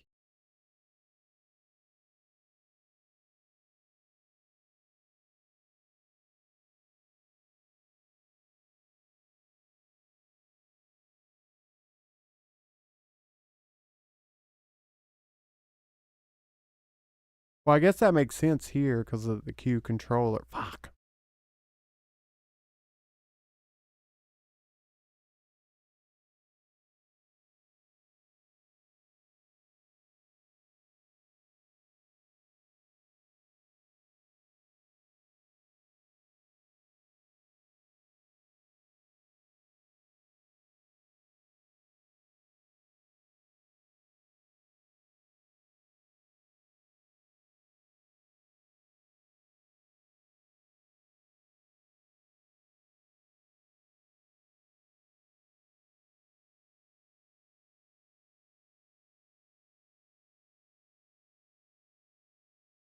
Oh, fuck.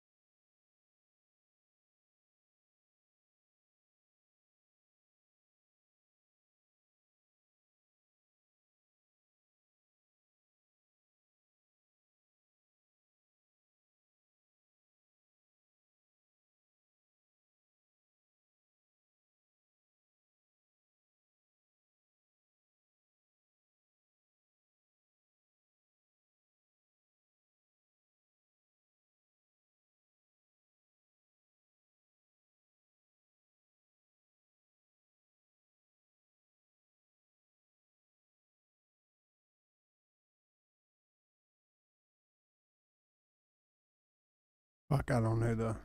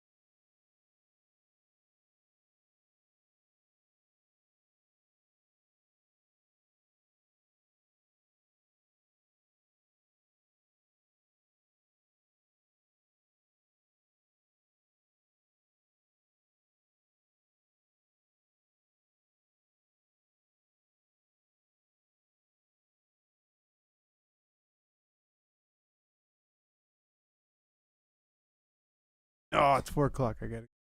Fuck, dude. I'm so slow.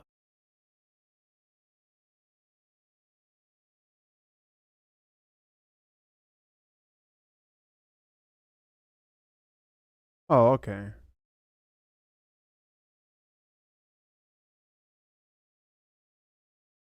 That's easier to sort. Well, yeah, that's just the date, right? So you can grab that in the front and then turn it to a local string. See, you learn little things.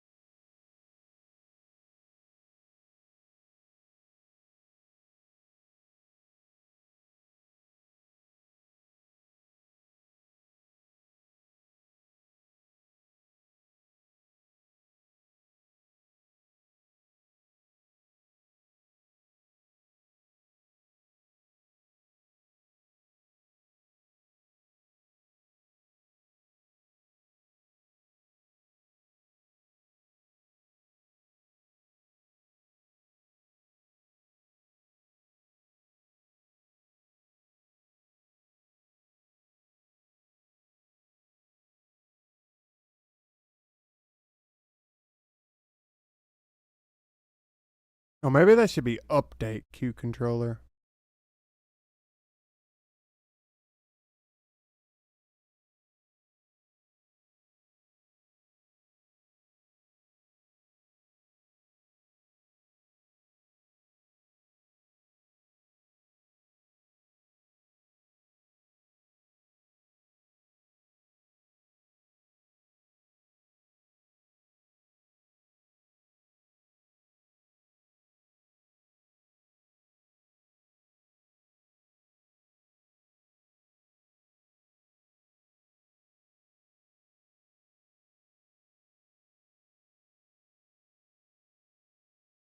I think everything's good with the routes. Now, all I would need to do is add an event listener, pop a little use effect or something on the front end, get it all, update it. Bada boom, bada bang. Wait, what? Oh.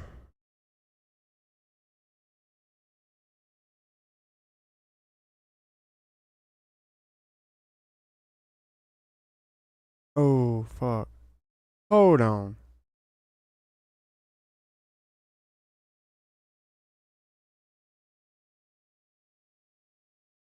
Oh, never mind.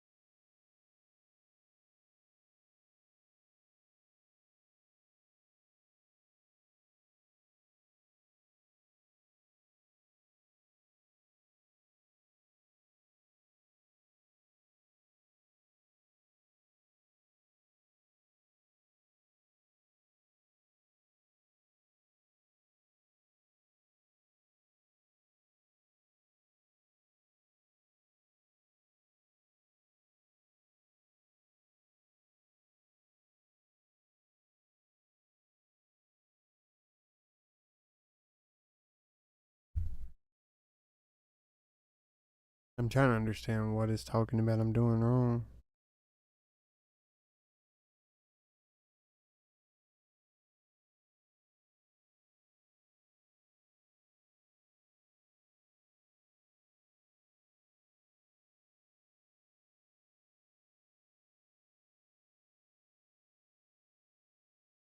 I mean, once it gets freaking just in time compiled and all the shit that goes under the hood, everything's like uses like X and Y and Z. It changes all the names really short. So, me and postman put to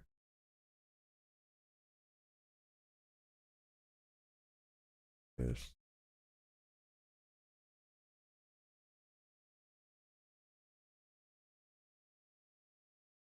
I think you need to attach the ID. Do I need to update that in app.ts? Because I don't see a /ID.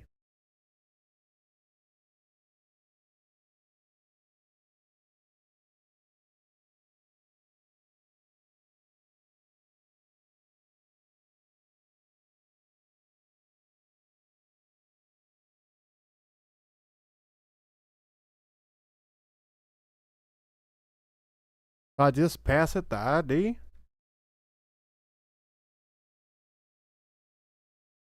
and it's wrong. It's /volunteer, but I just passed the ID. So first, let's do a get. All right, send. Oh, I gotta.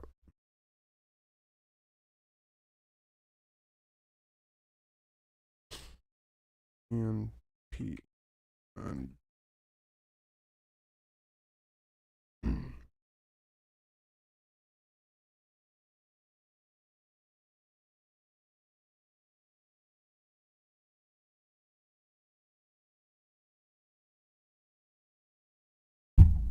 HTTP localhost API queue. I don't need. I mean, I can put it there, but I'm using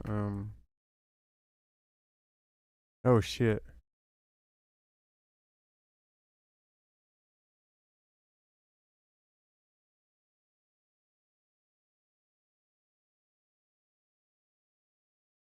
Fuck me. What's going on?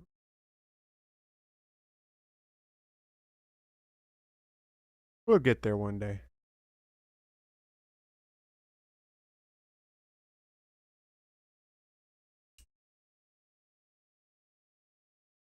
Well, I didn't see that part. Unable to compile Typescript source app.ts error cannot find module routes queue. Oh fuck. Is that in?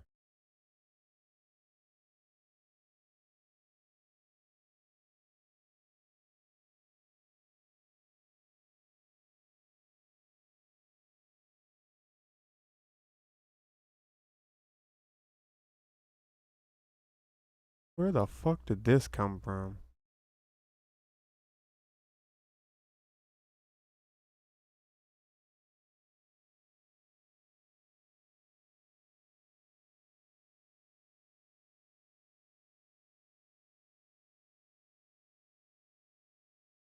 Oh, did I not save everything?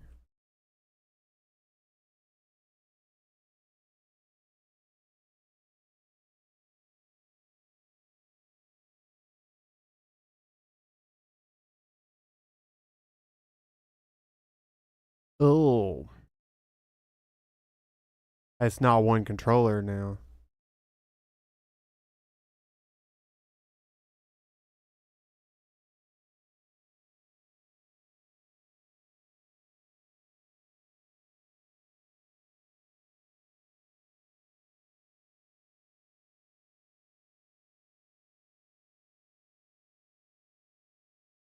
Wait. It is right.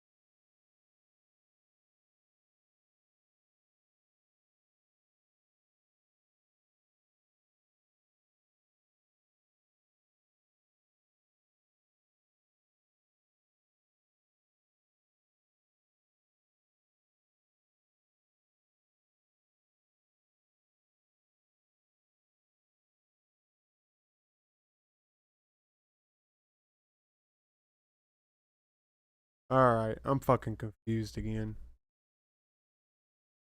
So it's volunteer employee, update employee.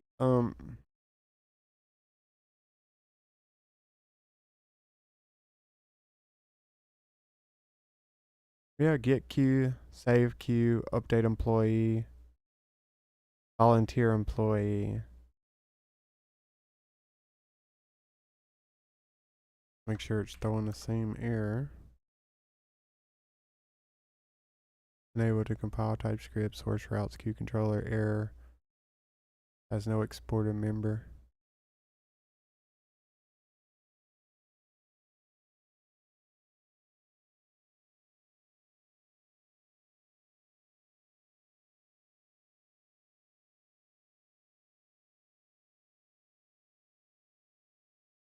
I don't understand. Because it is exported. Update queue controller.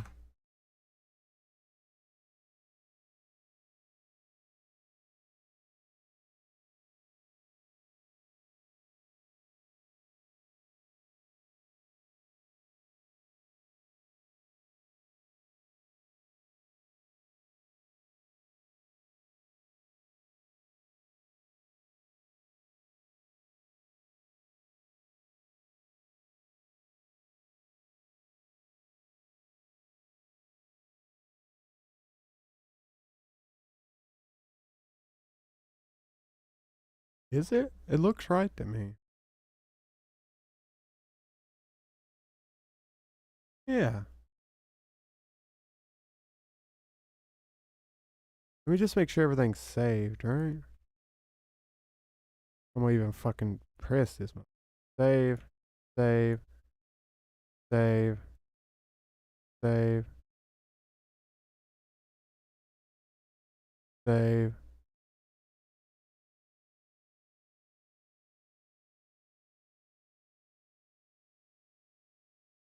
So I just didn't save something. Alright, now send. Oh, Throne port. Alright, we got it. Now we gotta put it. Body ID1.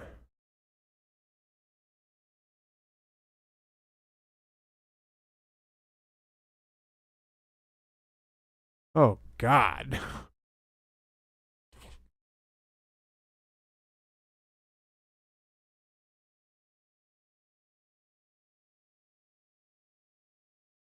This is interesting doing it. No, I see why ORMs are really liked.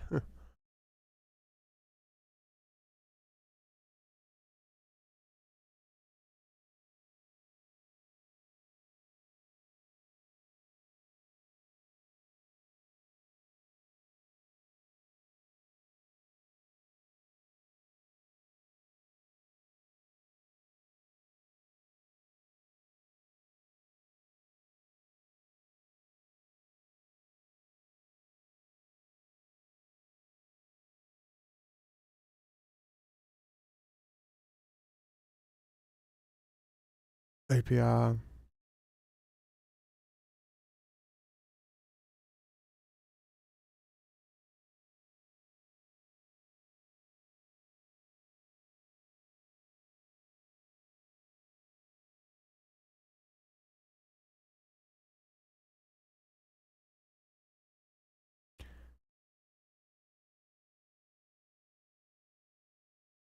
Oh, I got the order in wrong.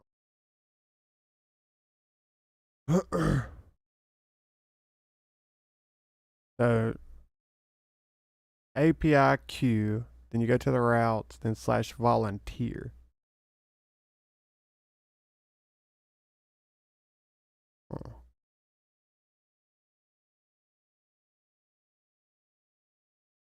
We're running on, let's do it by the.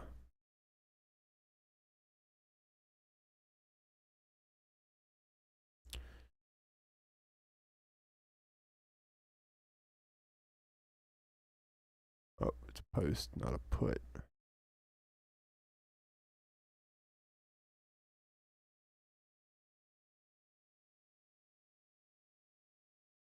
Where's that backspace coming from?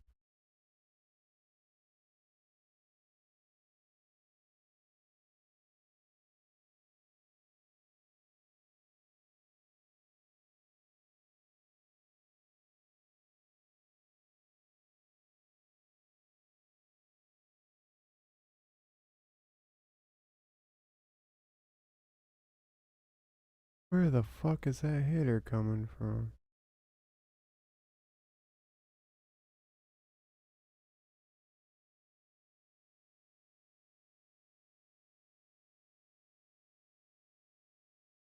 Fucking.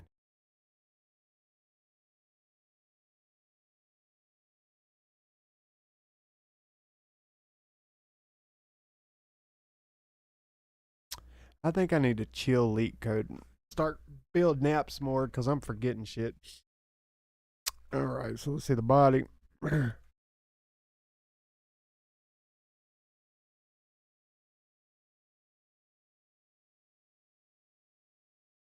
Oh, that was their own port. There we go.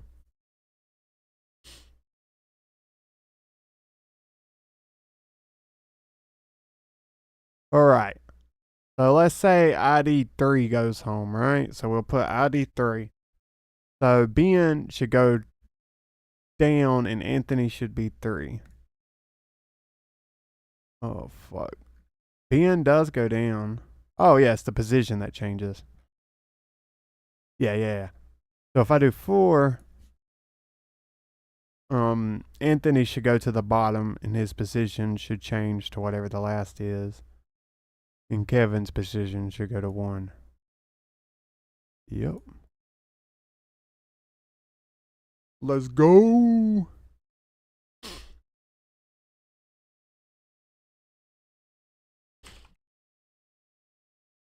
That is proof vibe coding's quicker than doing it yourself because you fucking forget the little details. Hmm.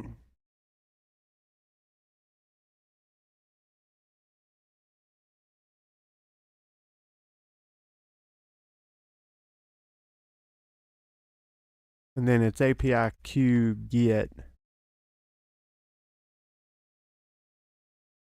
with no body. And you get the list.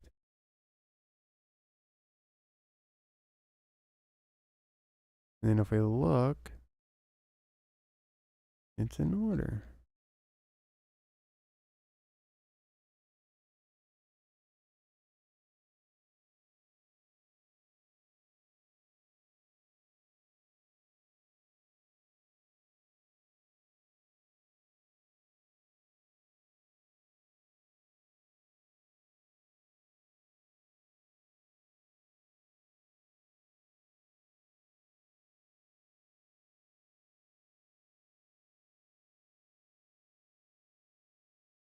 Can you do that?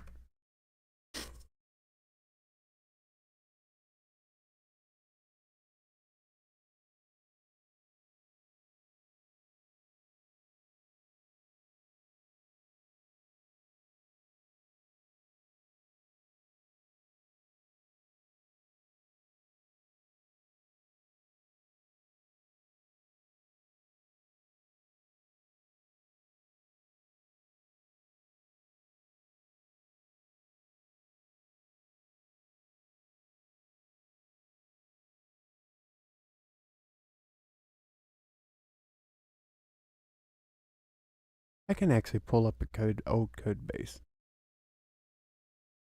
But yeah, it's about chill time.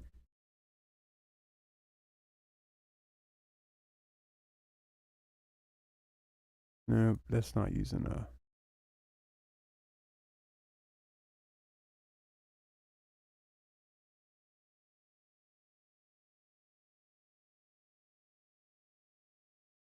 So yeah, you make the admin. Oh yeah. And then there you make the type for it.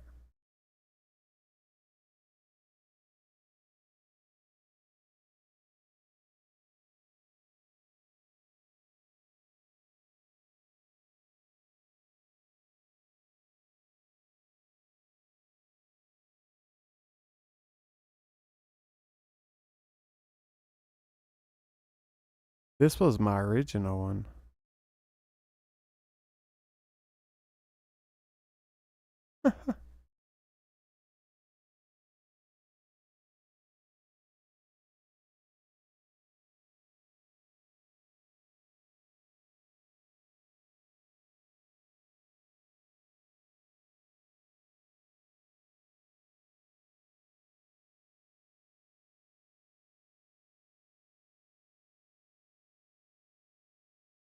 And then you make your CRUD endpoints for each one of the models you make.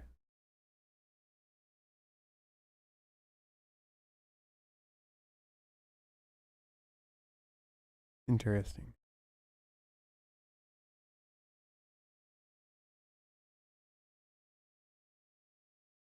Oh damn, where's my fucking camera was off all that time?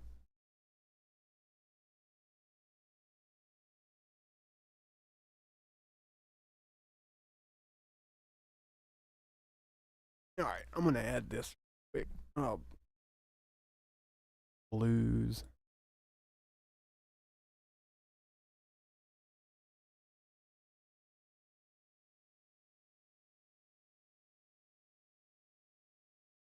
Purple. Wait, what?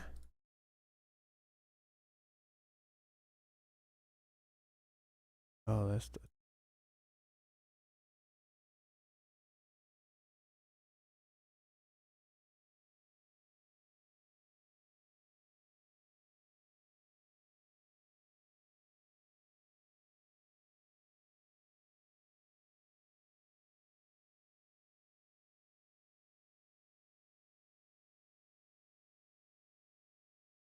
Why can't I get the.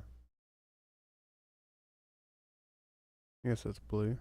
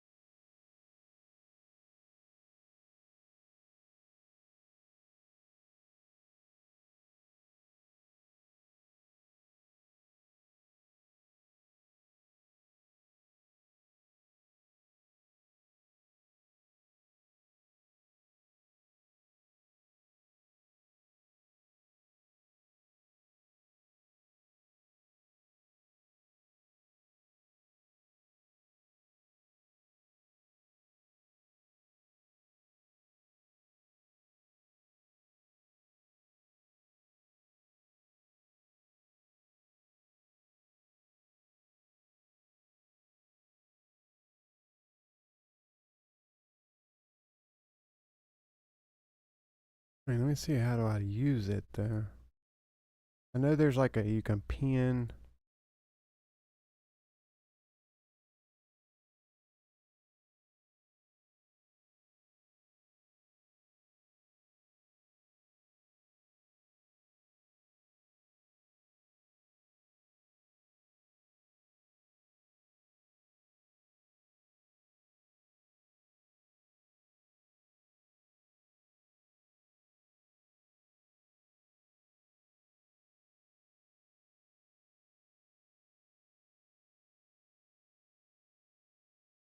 It's not giving me a pin option.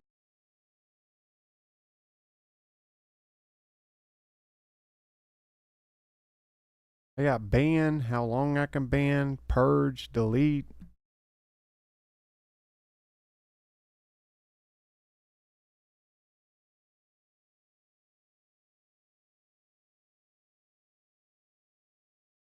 The typos. Like what?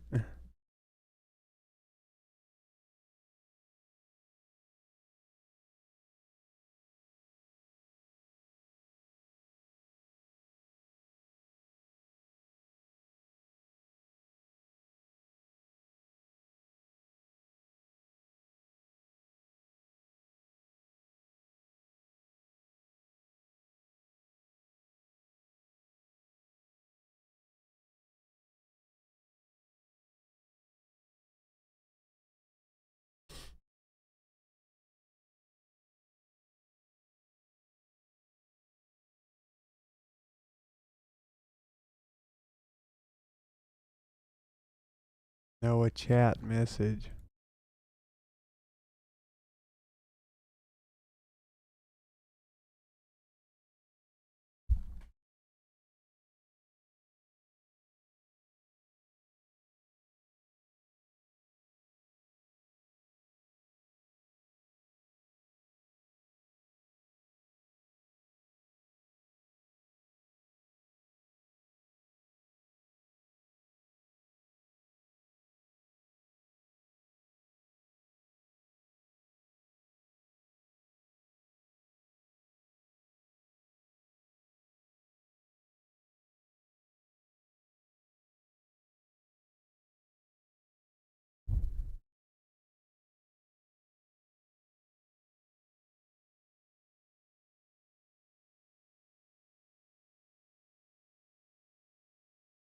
So I would literally have to make a custom fucking command.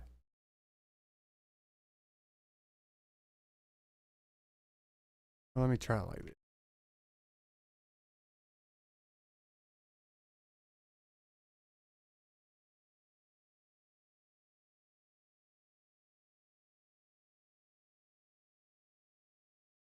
Ignore the message, it's a little inappropriate, but I can hit pin. Is it going to work? Nope, it doesn't work.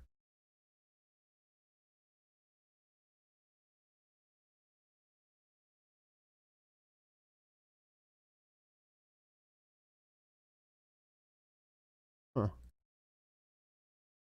Alright, waste time. But alright, it's 4:35. I'm calling it for the night. Peace out, y'all. Need a haircut. Hopefully by the time I'm gonna stream next time I'll have a haircut. Peace.